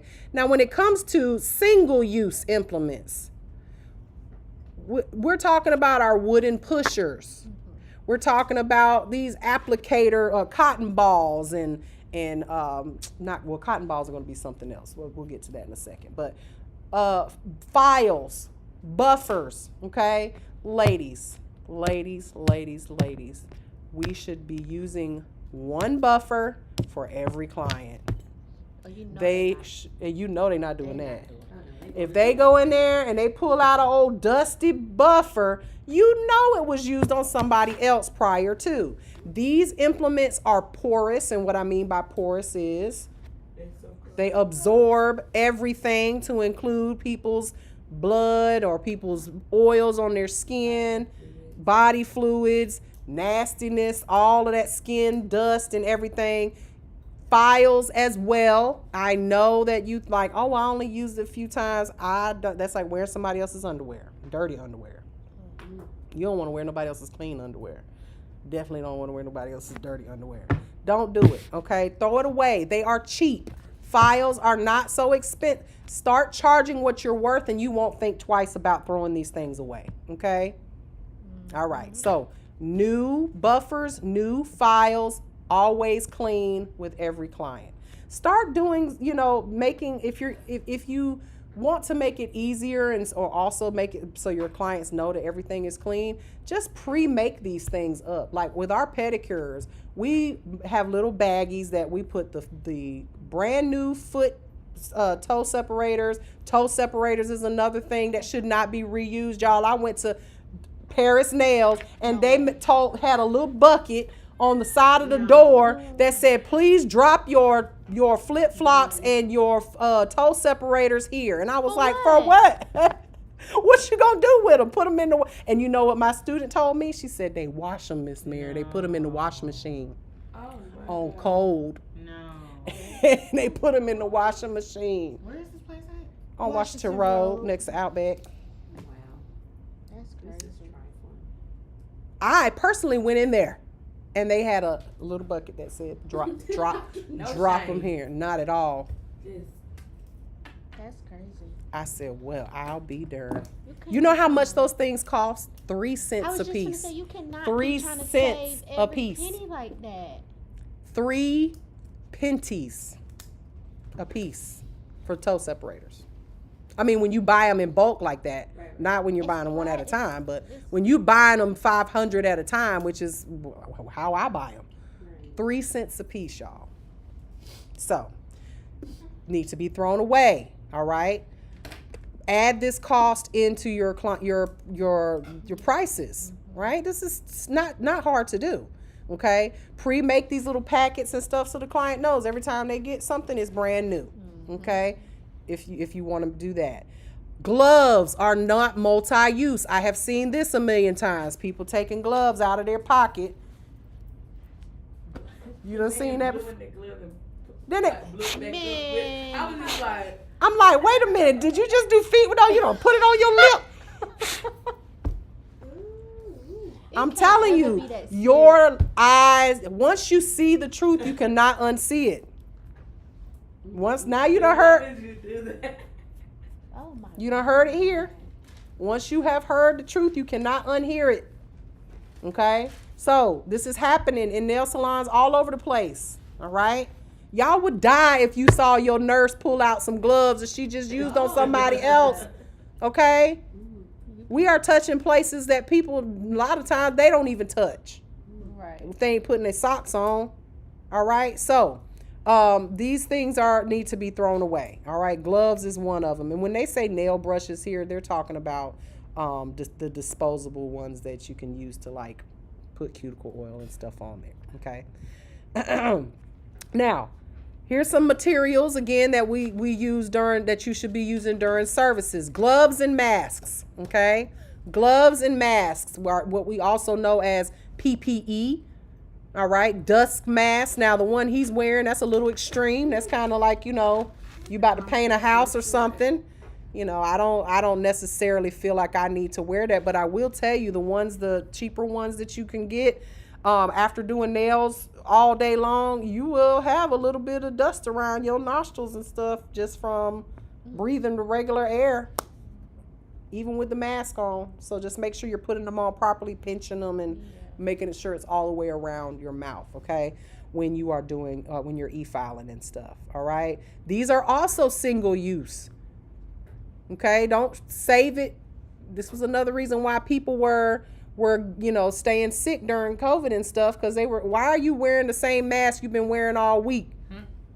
Breathing in and out. Like, cloth and decorative masks. And doing all that stuff and not washing them and not it's not that it defeats the purpose. Okay, these are single use. They need to be thrown away every day. All right. Now, buffers and files. We talked about that. Now these come in different grits. Usually the color of the file will tell you what grit it is. And what do I mean by grit? How rough it is. How rough or how coarse it is, okay? The roughness, the coarseness of the file. So remember this, the higher the number, the finer the file or the grit. So if you have a 240 grit file, it's probably a very fine buffer. If it's a 80 grit, which is about the lowest number that you should be, I've seen 50, don't do that. It's like you might as well be using the concrete to file your nails, okay? 80 grit is about the lowest you should ever go. That is very coarse, okay? Very, very coarse. We use that for taking down acrylic, like really removing a lot of bulk, okay? These are single use. This is why we use them in little small squares. You don't need a huge one, okay? A huge one is a waste of money. Those usually cost about 50 cents to $1 a piece, whereas these little tiny square ones you can get, you know, they're only a couple of cents and you don't feel bad throwing them away, okay? These are a certain type of file. Y'all probably see these mostly in like the Dollar Tree and when you the dollar store. We don't really use these because they're expensive and they're expensive. Why would you use them?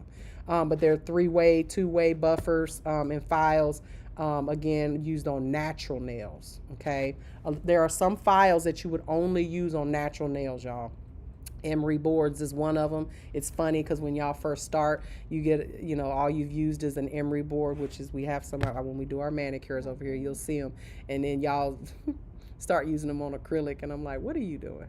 You cannot use that file on acrylic. It's not strong enough to do anything, but you know, y'all are still learning. All right, single use. Another thing that is single use is towels, okay? Please don't use the dirty towels from the last client on your new client. All right, seen that before too. Yeah. We out of towels. We're just gonna get a dirty one out of the dirty towel bin. Now, that's a state board rule as well, you guys. I know you probably noticed if you have been in the back room back there, there is a container that says clean linen and dirty linen. It is a state board rule that you have a linen basket that you keep your linens in that is covered. Why? It has to have a cover on it. You can't just have, and I used to do salon consultations. I did one, I was working at one once. They asked me to stay for a little while we got staff. And they had this cute, it was so cute. They had this little thing built where it had holes in it, kind of like where you put wine in your wine cellar or whatever. But they were putting towels there. I said, y'all can't have that. They were like, we spent all this money to have it made. I said, I don't care. What's it called? The nail bar? Digits. Digits. That's I said, you got to take them towels out of them holes. They got to be in a covered container. And the reason for that, the state board requires that, is because there's a lot of dust in here. Mm-hmm. When you guys start doing nails, when we are all in here filing and there's dust flying around, you will see the dust in the air, okay? It cannot be, your towels have to be covered. You also have to have a soiled linen container that is also covered. All your dirty linens go in there, okay? Again, another state board rule, okay? They will fine you. Paper towels, please don't reuse those, y'all, but you'd be surprised. Gauze, cotton balls, plastic back pads, these are used to remove polish or to apply certain products. Please make sure you're throwing those away in your trash can that has a liner, y'all. We don't want to have our trash cans lined with. I'm going to that salon. I'm going to go there. The one that she was working at. I'm going to go there. One of my students works in there. She gonna know it too. Plastic, wooden, and metal spatulas. These are all one-time use, okay? Have y'all ever been to a salon and they were doing a pedicure and they just reached their hand down in the scrub and just pulled some out and then... That's gross. They should be using some type of spatula or something to get it out. Nowadays, you have these pedicure boxes with the stuff in it and you just... You don't even have to go through all that. It makes it a whole lot easier. All right. Now, let's talk about some products that you need to have to do manicures. Well, first of all, you're going to need some soap. And please don't go to, I know you want to go to Bath and Body Works and get that lemon smell or that champagne toast, soap to go on your, please get antibacterial soap, y'all. It's bad enough that these folks don't barely know how to wash their hands, let alone they using champagne toast instead of antibacterial. Need all that. I mean, they don't need all that. They need clean hands, okay? Now, polish remover. There's a difference between polish remover and acetone, okay? Polish remover, a lot of times you can't really find polish remover unless you go into like CVS and get it, okay? In those little bottles that your granny used to have in her bathroom. Polish remover it has a very small amount of acetone in it, and it's only meant for removing polish on natural nails, okay? Acetone is not going to hurt you, okay? And plus polish remover, it does not get the polish off good at all, okay? I would much rather you use acetone, 100% acetone. Most professional nail techs do not use polish remover. The reason we use it in here is because when you do your manicures today, you will notice that after taking off the polish with acetone, your little fingers melt off. And you've got to reapply more of them over and over and over again. So using the polish remover makes it a lot easier to maintain those little plastic fingertips, because remember, acetone will melt it. It will keep you from having to reapply those fingertips over and over and over again, okay? So, do I recommend having polish remover in the nail salon? No, you don't need it. Just buy acetone. It is not, I heard another dummy on the internet the other day saying, acetone is a chemical. It is dangerous. And I'm like, first of all, it is not, because you actually have acetone running through your blood. Did y'all know that? No. There is to ask your grandma, there's a whole test called acetone level, okay? That in your blood, okay? Now, it's not like you got a whole, polish remover running through your blood, but there is a small amount of acetone in your bloodstream. So make it make sense. They're like, oh, when you're soaking your nails and it's so dangerous. No, it's not. It is not. There is nothing has been proven that acetone is a dangerous chemical to the human body, okay? You can sit there and soak all day long. It ain't going to hurt nothing. Argue with your mama, okay? Don't argue with me. I know what I'm talking about. I can pull it up right now in a science book, okay? Now, nail creams, lotions, and oils, you may want to have that for your massage, okay? You may want to have that for massage reasons. Also, cuticle oil is, again, we talked about this last week. Let's normalize using it daily, okay? Cuticle oil is very good for the cuticles, keep them from being dry and crusty, okay? If your brush has product in it, you use acetone. You can. I wouldn't recommend doing that often either. All right. Cuticle removers or cuticle softeners, also colored polishes. Please have more than just a couple of polishes as options for your clients, okay? That is going to be the thing that you invest your most money on in your salon, is your polish collection, okay? It's not cheap to do it nowadays. I mean, if you go to the professional places, you can usually get these, most of those polishes only cost me a couple of dollars a piece, okay? I am not a polish, bougie polish, person is like, oh, I gotta have OPI. No, you don't. You better get you some Color Club. And then they got this little place in the mall. Y'all seen that place, Miss something? It's upstairs. Upstairs, and everything's $1 in there. Girl, I went in, I spent about $500 on just a bunch of junk. Everything is $1. They got makeup sponges, and That's how exactly they have polish in there for $1. I didn't buy no polish because I was like, we got enough polish, but all of the polishes are $1. Okay, $1. Get you some. All right. Top coats and base coat, you need to have that as well. Okay, there's a difference between top coat and base coat. Okay, you need both. What is the difference between top coat and base coat, y'all? The base coat prevents stains. Yeah, I see you reading. So base coat has a purpose. If you're not using the base coat on your natural nails, now you do, I'm gonna say this, and y'all remember this. This goes for gel and regular polish. You do not need base coat on acrylic. You do not need base coat on gel. Any extensions that you have done, you do not need base coat. Base coat is meant for the natural nail and the natural nail only. Which makes sense. Okay, because you don't care. You're filing off the gel polish. You do not need to worry about your polish staining your acrylic, because at the end of the day, you're going to be filing and buffing all that off anyway. If you're doing a refill, even if you're using regular polish, it is just an extra layer that's going to bulk up your nails. They're already half of the time a little too thick anyway, especially when you're a new nail tech. Okay, you do not need to add another layer of invisible clear base coat. Base coat is a double-sided sticky tape. Think of it as that when it comes to your natural nail services. So if you've got peeling problems and you're not using a base coat, it's probably because you don't use a base coat. You want your polish to last, then you definitely want to use a base coat, okay? Now, your nail hardeners, again, natural nails.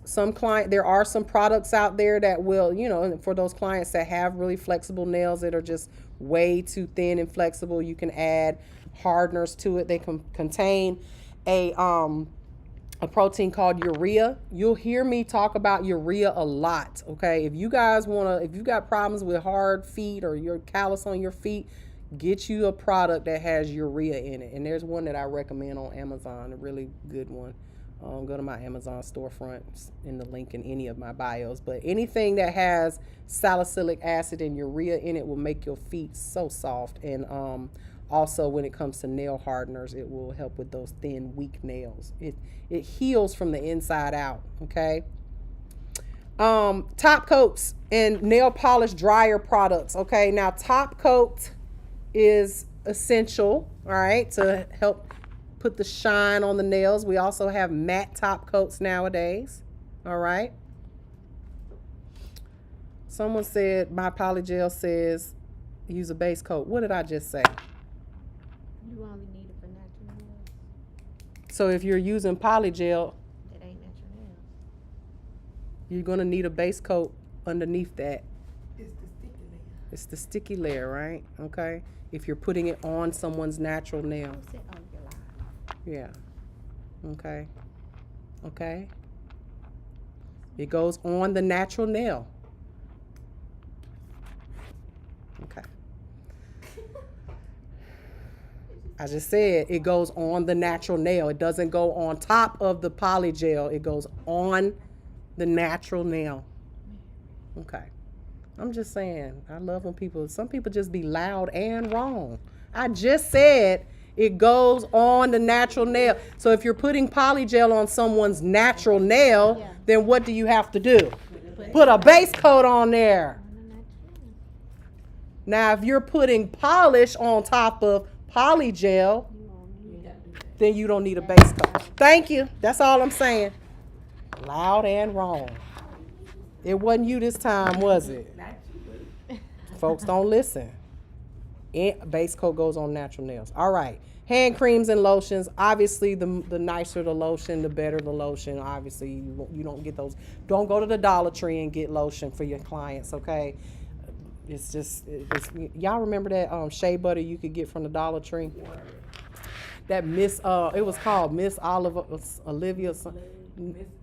Something like that. Yeah. Oh man, you put it on and it's dry before you even rub it in your skin. Don't get that. Nail conditioners and sunscreens. These are things that you would retail to your client after they leave, y'all. It's not necessarily something you would use on your client. Now, let's talk about the manicuring technique before I actually demonstrate it. Okay. Now, when you do a manicure, there's a couple of steps that you want to make sure that you do. First of all, you've got your pre-service, which consists of your consultation with your client. Y'all, we don't just have our clients walk in and yeah, they do. They have them just sign in, pick your color, sit down, and then what you want? They ask you while you're standing at the door. I get so annoyed because I'm like, well, hey, how y'all doing? Right. This is how you greet people, right? So y'all let's be better than that. But you know, the pre-service is greeting your client, making sure that you are prepared. If you are doing if you're doing a service on a client that has booked an appointment, you may already know what they want, right? But you're getting that stuff prepared for that client. You are, let's just say, you know, they're getting a pedicure, you go back there, get all this stuff ready and have it ready for them. If they're a walk-in, you can't necessarily do that. But pre-service is going to be the consultation. You sit down with your client, you do your greetings, you know, say, and then you find out what they want. Have them go wash their hands, okay? You wash your hands with them. This is how, go with them. This is how you know they wash their little nasty hands. You have to be surprised how many people I've had to send back to the sink, grown people. Girl, you still got soap under your fingernail. Go back and wash your hands again. Please, okay? So, this actual service, right, that's going to be when you actually perform the service, right? The procedure that you're going to be doing, accomplishing that actual service, such as the manicure, acrylics, or whatever. Now, your post-service is after you're done, then you're going to check your client out, make sure they're happy with their nails. What I tell y'all last week, make sure you, oh, well, I told you. Yeah. This is how you ensure you don't get chargebacks. Take pictures. Everybody gets their picture taken with me, even if I don't like it, if I don't care if I just did the same thing on the client right before you. Why? Because when they try to go home and say they didn't like their nails, when they call you 2 weeks later, girl, I don't like it very much. Can I get a read? No, you did. No credit card company is going to say they can have their money back when they did like this in a picture. You get on.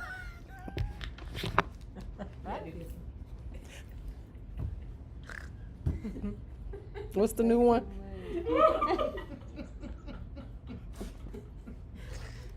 Just saying.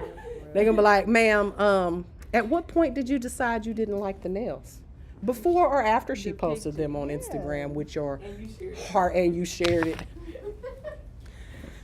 Just saying. Just a little tip for you guys, okay? And go get your money, okay? And hopefully rebook them for their next appointment, okay? Get the client, that way you have, you know, ensured that you got another client coming in 2 to 3 weeks. All right, so hand washing, y'all, it's got to be done with one of those nylon brushes. It's got to be done. You've got to get under those fingernails and around those cuticles. Soap and water, okay? Soap and water, not just water. Now, this is disgusting. These shapes right here, I don't even know why. The third one and the fourth one look exactly the same. But I don't know, girl, but that's bad. These are some of the basic shapes. You got square. Squoval is not a shape. Squoval is what your nails look like after wearing them for 3 weeks. Yep. Okay? But clients will ask you to round the corners. I always tell them after I take my picture, we'll round your corners because I don't do rounded corner nail. It's either the shapes are what we geometry. There's square, there's round, there's circles, there's rectangles. There's no squoval. There's no such thing, and it ain't in my chair either. But you do whatever these people pay you to do, whatever. Okay, it's usually gonna be the little old ladies from the 90s that's gonna ask for that. Okay, oval, or I like to call. I don't wear oval. We do almond. Okay, oval. I wish almond was in there. Okay, pointed or stiletto, which I don't know who would wear that stiletto right there. This is why I'm writing my own curriculum, y'all. That is not even a good example. Yeah, almost half of it's done. Okay, with my own pictures and my own stuff. Cause that's disgusting. Nobody's wearing that. All right, so let's talk about the steps real quick of a manicure. Okay, first of all, you're gonna have your client choose a color. I am not one of those people when clients ask me what shade looks good on me, I'm like, girl, whatever you like. If you like it, I love it, because lime green does not go with anybody's skin tone. Okay, what looks good with my skin tone? Neons don't go with anybody's skin tone. Okay, but you like it. If you like it, I love it. Okay, but try to have a whole variety of nail polish colors for your clients to choose from. Okay, and let them choose, because if you choose, they're gonna come back and say, girl, I don't like it. Yep. Now, the polish application, there's going to be at least 4 layers. Okay? There should be only 4 layers. Okay?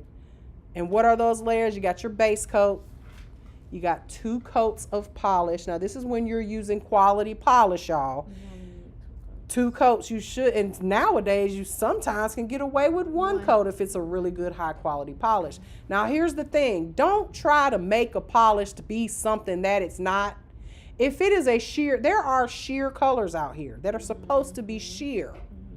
If it's supposed to be sheer, don't try to make it unsheer by putting 6 coats on there, because it's only going to bulk your nails up, and if it's a regular lacquer, it's never going to dry. Okay? It will take forever. All right. Now, the top coat is obviously, or the 4th coat is obviously your top coat. Now, your polish application, we try to do the 3-stroke method, which is down the middle and then 1 down the side, 1 down the other side. Okay. When you're doing gel polish, this is not necessary. But with regular polish, you got to remember it's drying the moment you bring it out of the jar. The container, of the polish container. So you don't want to do a lot of stroking. The more strokes, the more lines and messing up it's going to give. Okay, so you want to try to do the least amount of strokes. And usually nowadays these polish brushes are so nice. If you've ever used like OPI, they have like a really rounded brush that's really easy to apply. Those cheaper polishes have those polish brushes that look like a broom. All right, so 4 coats. Then we got our men's manicure. So how we're going to approach a men's manicure, first of all, they usually, now we're talking about your traditional man with lots of testosterone, okay? We got these different type of men out here nowadays. They're a little different. They might want a little bit of length. They might want a little bit of color. They might want a special shape. What you laughing at? How you saying it? I'm just saying, I got in trouble on TikTok one day because I was like, you can't even say the T word, the TG. They want some of these men out here, they want long acrylics. They want to wear nails, okay? So you can't even say, like, it's like people are like, oh, well, let me not get into that. Yeah, 'cause that's okay, that's a whole nother issue, all right? So we'll just say there are some men out here that like to wear colored polish. There are some that like to wear long nails, the LGBTQ plus people, okay? They may want, you can't assume that a man that walks in your salon does not want a color. But then on the other hand, you have a man walk in and you ask them to pick their color and they get offended. Right. You can't make people happy no more, okay? So just, what can I do for you today? Getting a manicure, do you prefer shiny or matte? Would you like to choose a color, and then when they give you the look, just like, okay, I know what I'm dealing with. Just know what I'm dealing with. I had a guy walking. I was like, do you want to pick a color? Little Uzi Vert wears nails. It's one of those guys from One Direction. He created his own Charlie whatever. He got his own nail polish line. So I don't know, right. And I think he's straight. I don't know. I don't know what people do in their bed. Exactly. I'm like, so you just don't know. So, this whole chapter, I think when I finish writing my curriculum, I might keep this whole chapter out of it. I mean, this part of men's manicure, you never know. My best friend wears long nails. He on the live right now. I did the prettiest nails on Zay.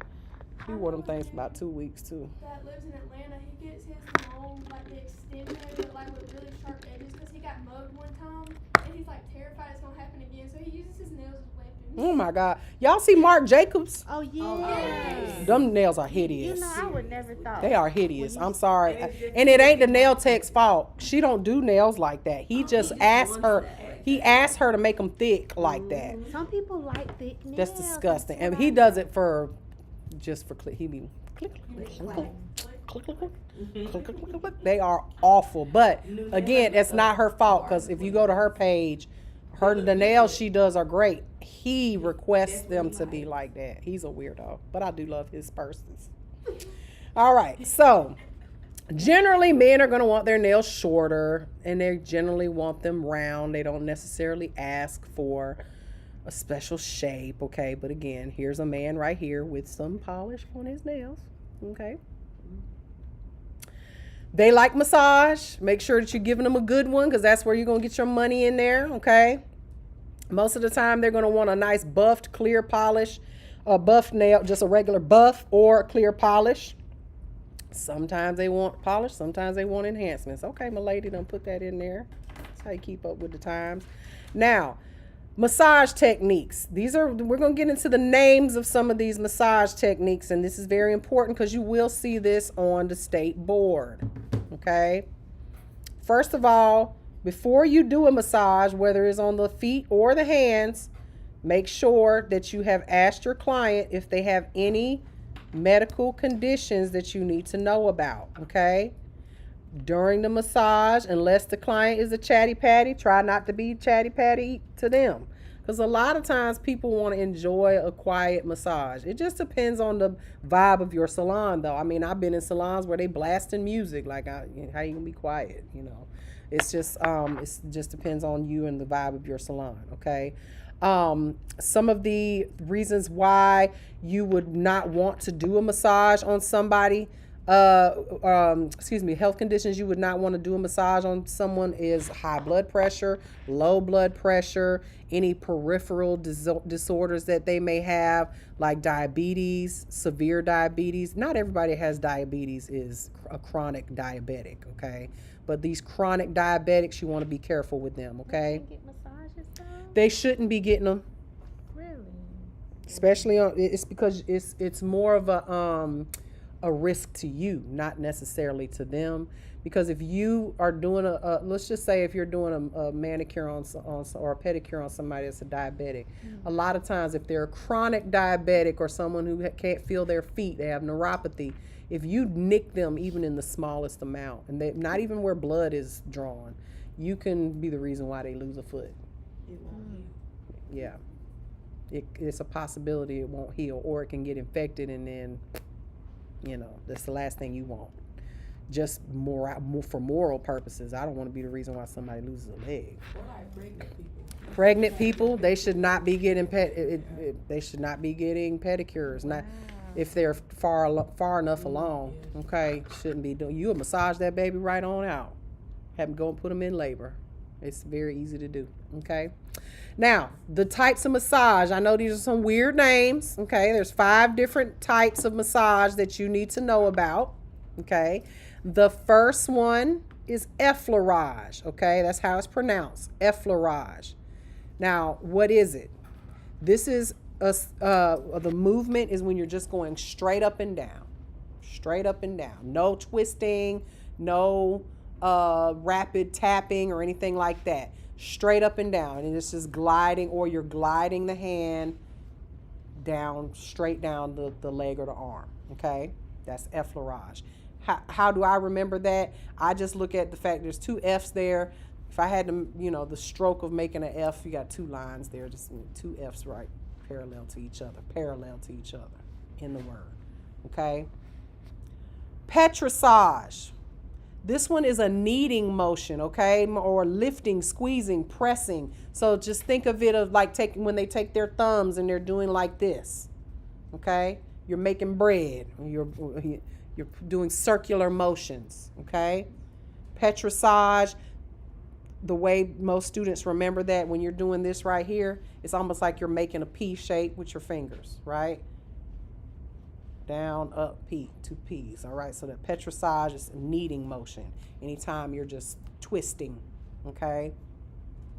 Tapotement, that's an easy one. It's got the word in it, tapping. When you're tapping when you've ever had a massage on your legs and they maybe take their hands and they pop on the side of your calves or something, or any type of tapping motion, okay? That's tapotement. Now, vibration, if any of y'all can vibrate, you have to come up here and do it on the live. Girl. Okay.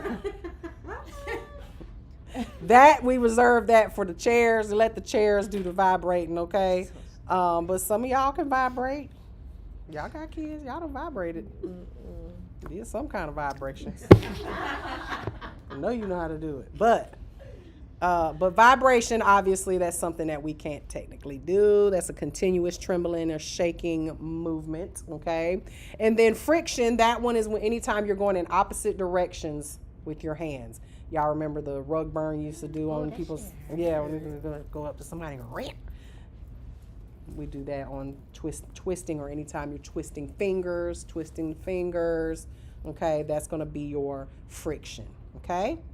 Now, the best thing to do when you're doing massage, try to go slow. Don't do anything to, scare your client and jumping at them or anything like that. Be gentle, slow, rhythmic movements that are not sudden, okay?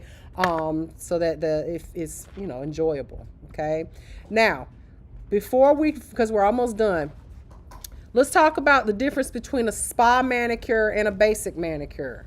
Your basic manicure, okay, or your spa manicures are designed to do a certain thing, okay? For instance, you may have a manicure that is maybe a CBD manicure or pedicure, right? Something that it's specifically meant for relaxation. It may have an ingredient in it that you done made up or something, or you saw on the internet where you're just going to be like, okay, this one will help you sleep at night. Or, the massage technique that we add in here is for if maybe you work out and you want after workout massage or something like that. You get what I'm saying. There's going to be a specific purpose for it, okay? Results oriented, in other words, okay? So these may require more advanced techniques, it may require more advanced massage techniques that you may have learned or picked up along the way. And these should also be more expensive, more lucrative, okay? Make more money doing them. They should always be a little bit more expensive. Maybe you add something like a scrub, okay? Or a spa manicure could be something that is have a theme to it.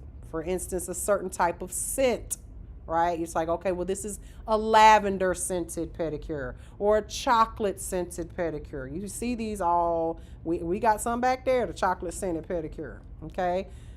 You get what I'm saying? So spa, and the reason I'm being specific about this one is because you guys will have an assignment this week. Where you will have to create your own spa or themed pedicure. If you can see up here, we've got a student that made one for mommy manicures, right?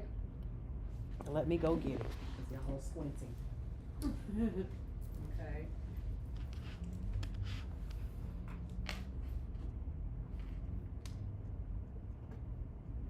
Now yours won't be physical. I'm not making y'all do it physical, but y'all see this one was the mommy manicure. That's cute.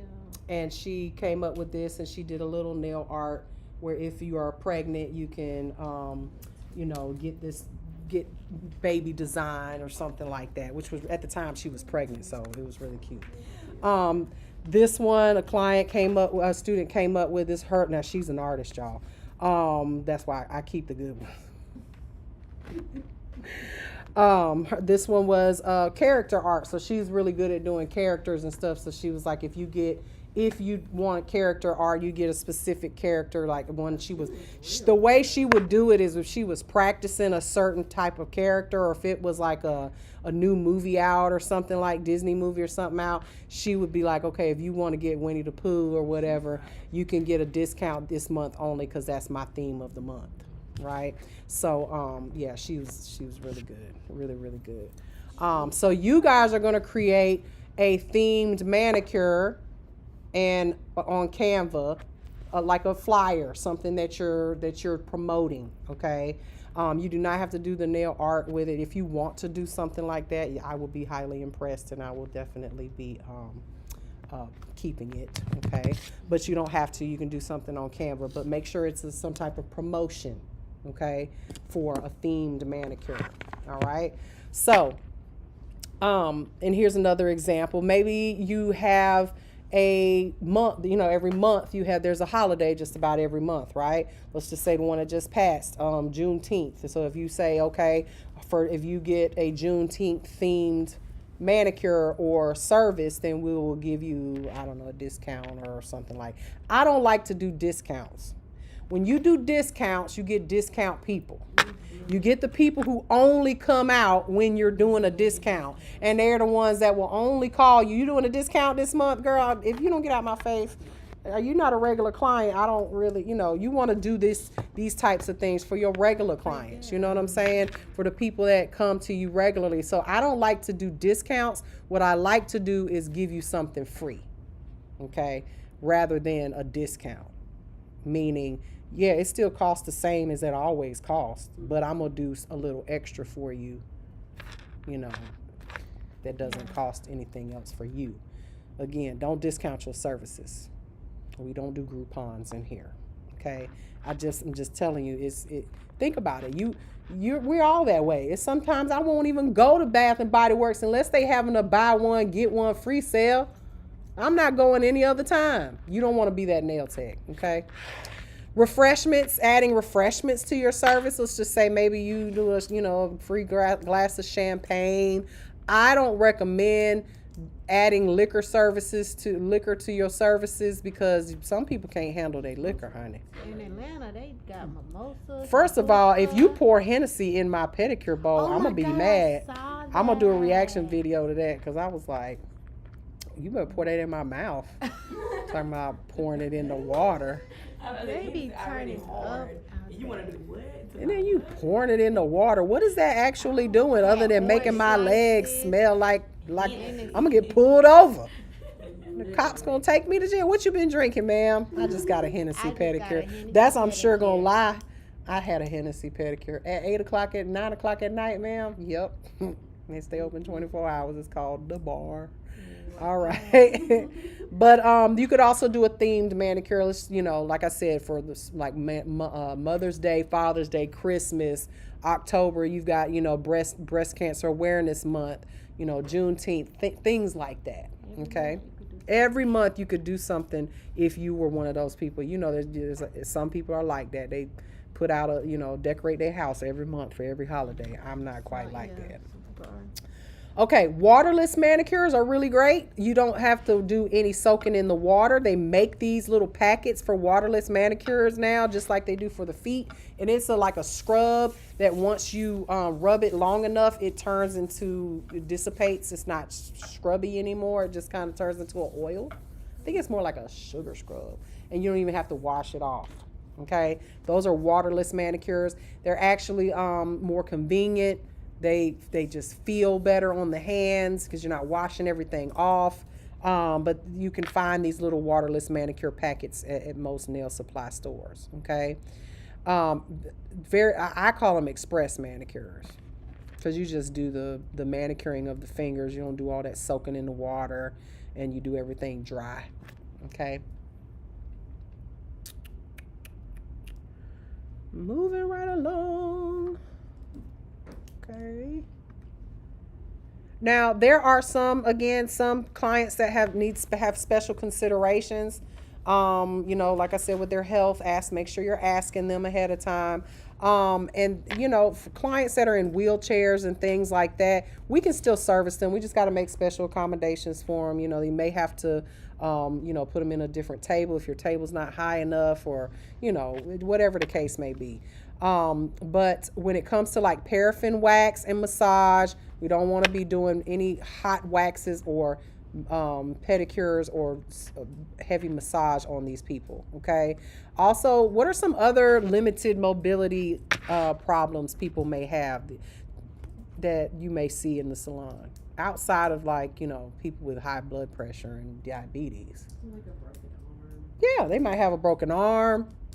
How are you going to do a manicure on somebody that's, in a collarbone? My mama is in one of those right now. She just had her. Yeah. She's like, can you do my nails? Yeah, you better do it. I did. It's like, how are you going to get, it's like, as long as their arm's not like stuck here, you may have to make a special accommodation. What about people who have maybe Parkinson's or something? They shake a little bit. how are you going to do that? They still want services done too. You're just going to have to do the best you can, right? Clients that maybe are blind, just because you're blind don't mean you don't want to be cute. You might have to pick their color out for them, but I'm sure they're not going to be, specific about what color they're wearing. But what about people with painful joints? Maybe they have arthritis. You don't want to be manipulating those people's bones and stuff and massaging and moving them too much. They may not want to massage at all, but you can still do the service. And then also think about people who have lowered immunity. And who are those people? Cancer patients, people that maybe the dialysis, they're on dialysis. They could have sickle cell. These people, you want to be very careful that you're extra, sanitary with them, because you get them sick, they get sick, or they may want you to wear a mask even if you ain't sick.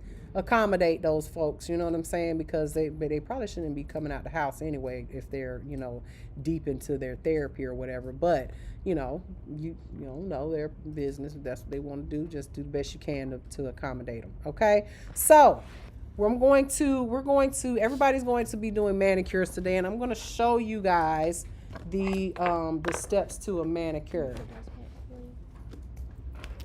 Oh yeah, put them back on. Hey, you early. Just give me some time, okay? Mama said. She texted me a while ago. She was like, Mary's best friend is cussing out somebody in chat right now because they're talking bad about Miss Mary. They always do that. I don't even pay attention to the chat. I don't care. They are not. I don't even look at the chat. They lucky they even allowed to be here for right now. So we're not even gonna go there. Let me grab a couple of things.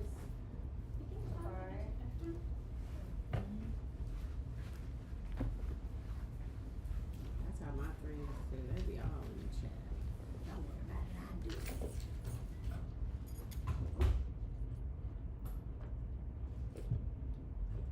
Okay. I'm gonna have you hand me all this stuff as we go along.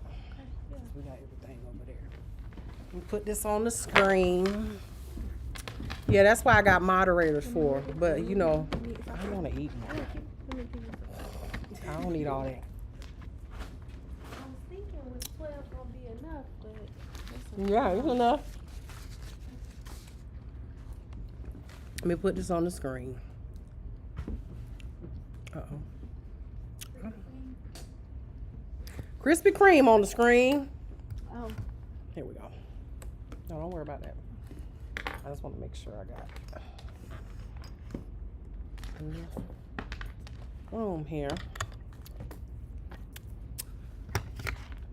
Okay. Can y'all see? Yes, y'all can see.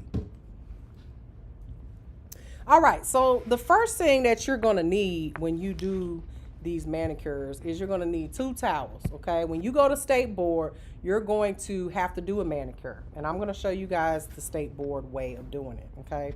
So the first towel, everything's going to come in a pack ready for you if you get one of my kits, the State Board kits. I make everything for you already put together.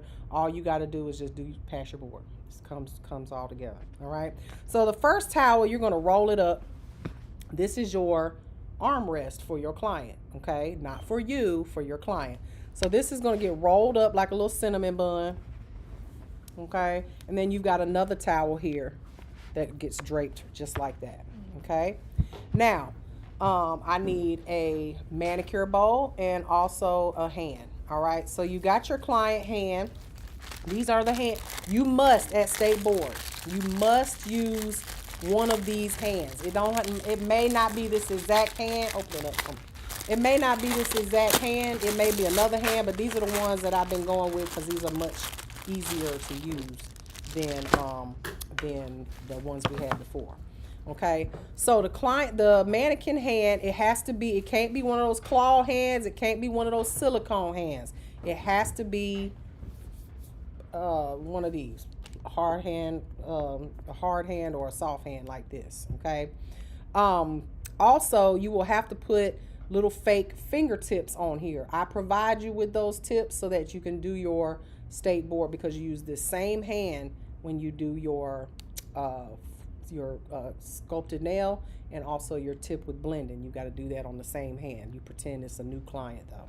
All right, so you got a manicure bowl here. Remember that your manicure bowl, it's going to be facing this tab facing you, okay? Remember, you're doing this on a human, so the human's sitting in front of you, so that hand needs to be able to go in it like this.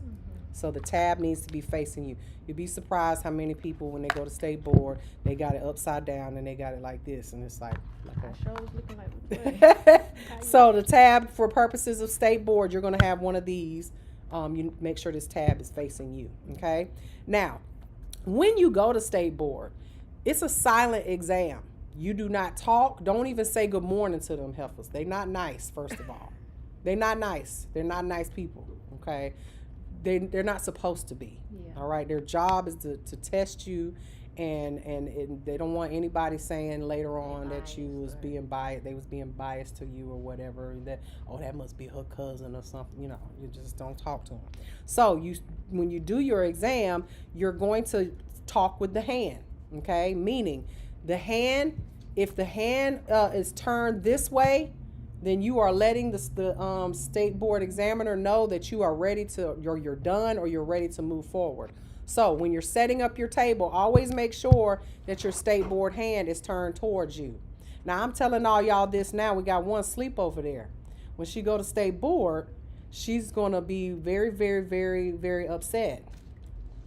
This is right now. Let me tell you what, I got a student right now in my inbox asking me, can she get some state board practice? You're getting it here. This is what you paid for. All right. When you leave here, you must pay. Y'all got that? I knew. Anyway, so turn the hand towards you, or they're going to think that you are done, and my table ain't even set up. Sleeping in class is crazy. I know, right? So now the other things that you're going to get everything in your kit that you need. All right. So what I need is, give me one of those little packs that has the oil, lotion, and it's underneath the hands, baby. It's underneath the hands. Just grab me one of those. She don't know. And then one that has the polish, the lotion, and it's on the back side. There we go. So you're also going to get, and it's all going to come in one bag. All of this will fit in one bag, okay? So inside of this is your lotion, cuticle remover, oil, your polish, everything you need, okay? Now, when you first get your kit, it's going to be sealed and closed up because, again, I buy these for people, sell these to people who didn't even go to my school, and I pack them up and ship them, okay? So they're all sealed. So the night before you go to your state board, you may want to open this stuff up so that way you're not fumbling with it in the classroom, but make sure you close it good and tight too, because you don't want it to spill in your bags, all right? So, polish remover we got here, top coat, base coat, and this is super important because some of y'all are going to go rogue. And you're going to make your own kit because you don't even know that I sell them because you sleep in class and you didn't hear me say I sell them. Okay. Red polish. It must be red. It cannot be caliente orange with a splash of glitter. It can't be soft pale red. It has to be red. Okay. The reddest red you can get. Any shade of red, but as long as it's red, no glitter, none of that. Okay. Why do they want red? Because red shows up very well. When look at these red. Look at these red. I didn't get the memo. It was red polish. They say summertime. You got listen, my mama always said floozies wear red polish. I was like, can I get some, please, red? Everything I do when I did because I wanted to piss off my mom. I even got a naked lady on my arm. She was like, you getting all them tattoos, what's next? A naked lady? What are you, a sailor or something? I was like, you know what? Let me go get us a naked lady. Just being defiant. Anyway, red polish. Then we also have lotion, okay? Cuticle remover. Go on, open them up for me. Lotion, cuticle remover, oil, and alcohol. You should be able to just look. I don't know if you did who made these up. So see, this is what happens when I let people help me. That's why I don't let people help me. I do everything myself. They done made it all tight and hard to open. Okay, this one's already, okay. So, cuticle oil, lotion, we're gonna put these in order in a second. I'm just pulling this out so that way you can see what all comes in here, okay? Now, you will also have a little bottle of water and a soap, a little bottle of soap, okay? I didn't pull those out because we're not going to actually use water and soap today, okay? Because we're going to pretend. All right. So, so you've got that. The next thing that you're also going to get in your kit is you're going to get a nylon brush, an emery board, a little buffer, and also a nail, a cuticle pusher, and a nail clipper, okay? It's all going to come in a little bag. All right, so this is a nylon brush, an emery board, and then there's a little box of nail clippers over there. And just grab me one out of there. Do you see them or did I not bring them? Bring them out. Bring them out, bring them out. Let me get them out. From yeah, they are right here. Sorry. No, that's I went over there. She's like, You want these this way, or can I put them in? matter of fact, you can go ahead and make a little kit for everybody of everything I just pulled out. Just put them separately over there, and then that way I ain't got. Oh, and I need the little orange wood sticks. Do you see the orange wood? They're over there in the box. You see the orange wood sticks? Go ahead and bring the Q-tips. Q-tips. Yep, there we go. No, I don't need that. Yeah, you gave them to me already. All right, so all of this, what you see here, will be in another little bag that's labeled clean disinfected implements. Okay? You'll also have a little bag of Q-tips. There's a purpose for those. It'll be like 4 or 5 of them. And a little container of cotton balls. Olivia, reach behind you and give me one of them little cotton ball containers, the yellow top on it. You see it in the little baskets. Just give me one of those. Yeah. So you're going to get all of that in this kit. Okay? Now, like I told you before, you're going to have to glue on some little tips onto this hand, but we're not going to worry about that today because you're just going to polish it right onto this naked little hand, and then we're going to take it off over and over because it's just too much work to do all that. Plus, we're just polishing anyway. All right, so you see how I have everything set up here? This is how you can, we'll just wait. I was just going to say, just make sure I got everything I need over there. We got everything. Okay, so how are we going to set this up?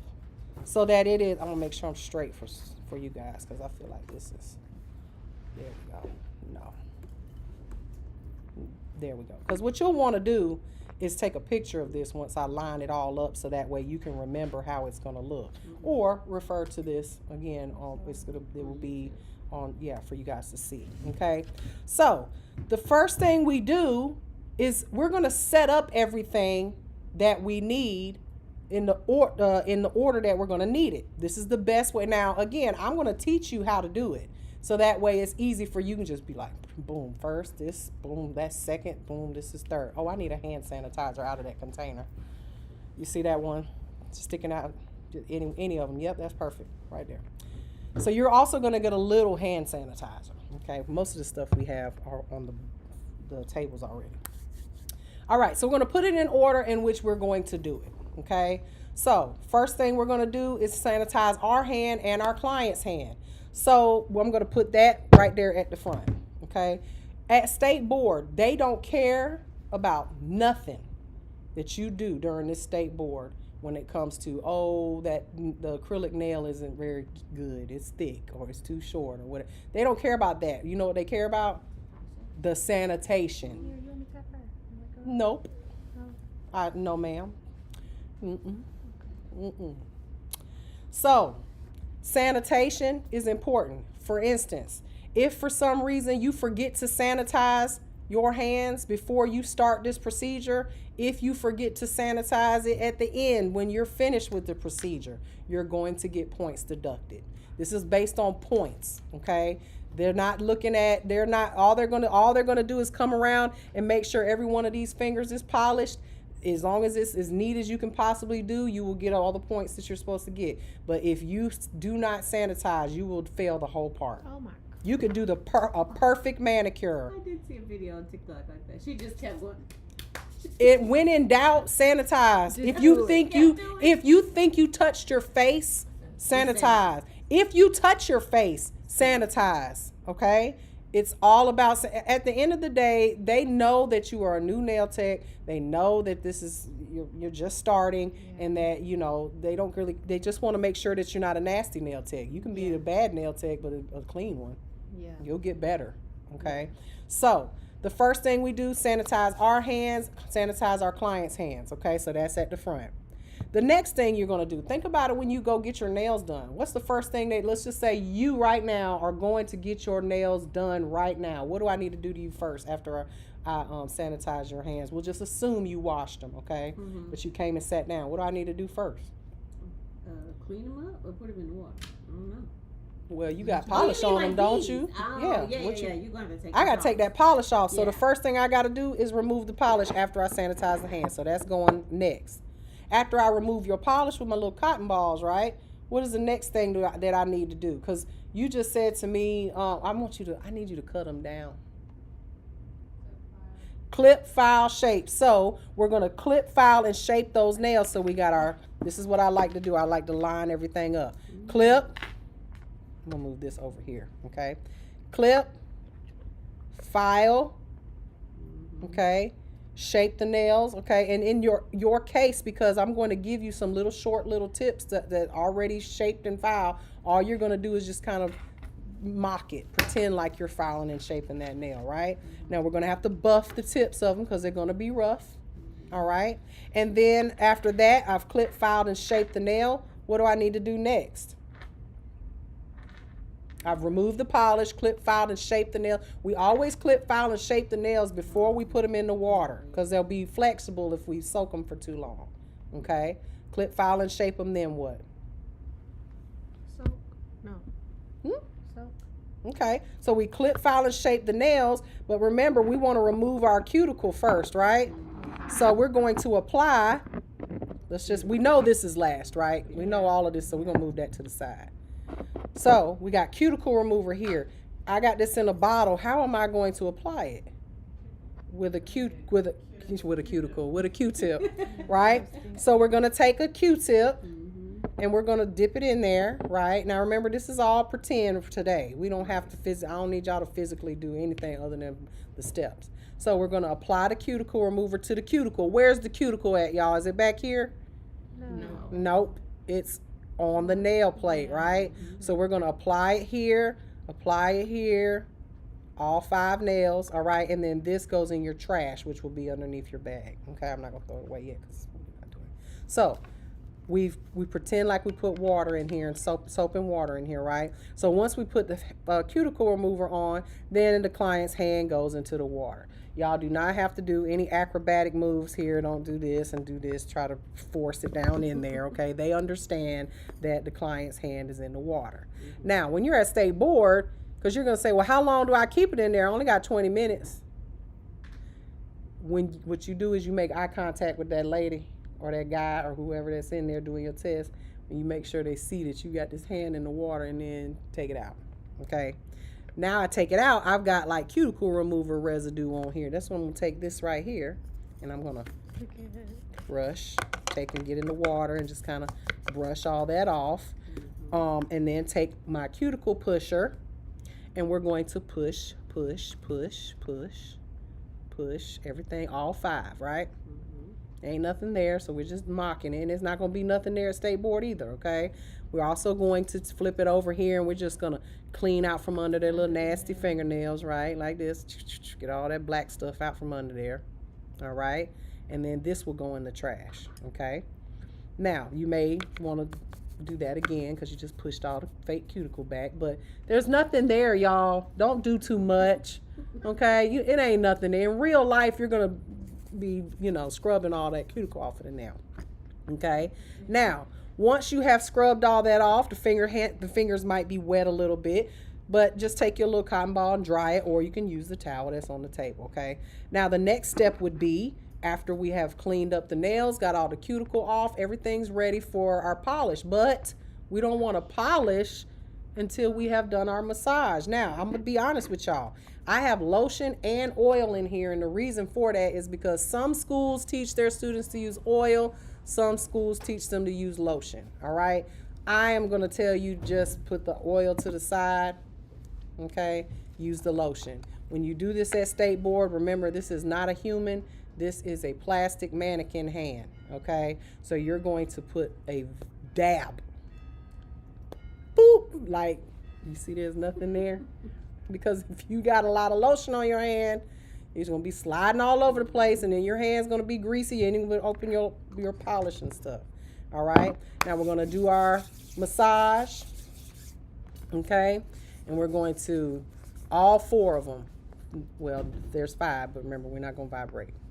So we got effleurage, do all 4, okay? Petrissage, tapotement, and friction. Okay, just do all 5 of them. All right. Now we've done that. Got our oil and our lotion together here. Our fingers are greasy.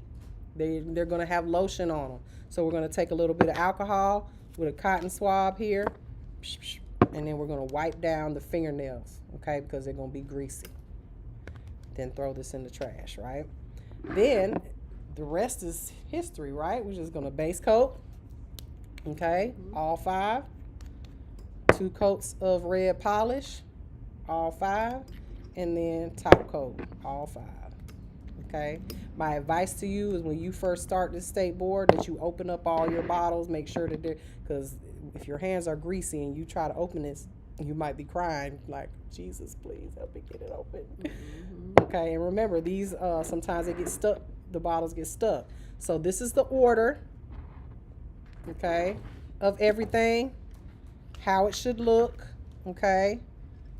This is obviously, you can take a picture of it if you want to. Yeah. That's the order of how you're gonna set everything up. Obviously there's some soap and water that would be, we usually just put the soap and water to the side over there. If y'all wanna snap a quick pic, it's up there too, I think you can see. I think you can see everything in there, yeah. Get my donut. I zoomed in.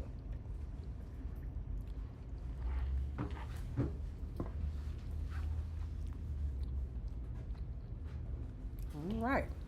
So that is what you all are going to do for the next an hour or so. I want y'all to do, we're going to actually go through and do a couple of manicures, okay? I'm going to do them with you guys. You're going to help pass out everything that they should be. And someone can have this one, this set up there. Sorry, if you want this one, okay, you can have this one. And then just give everybody, it should be enough for everybody. I brought out 6, but I might have to go get one more. Just give one to everybody. And that's it. Let me end this live here.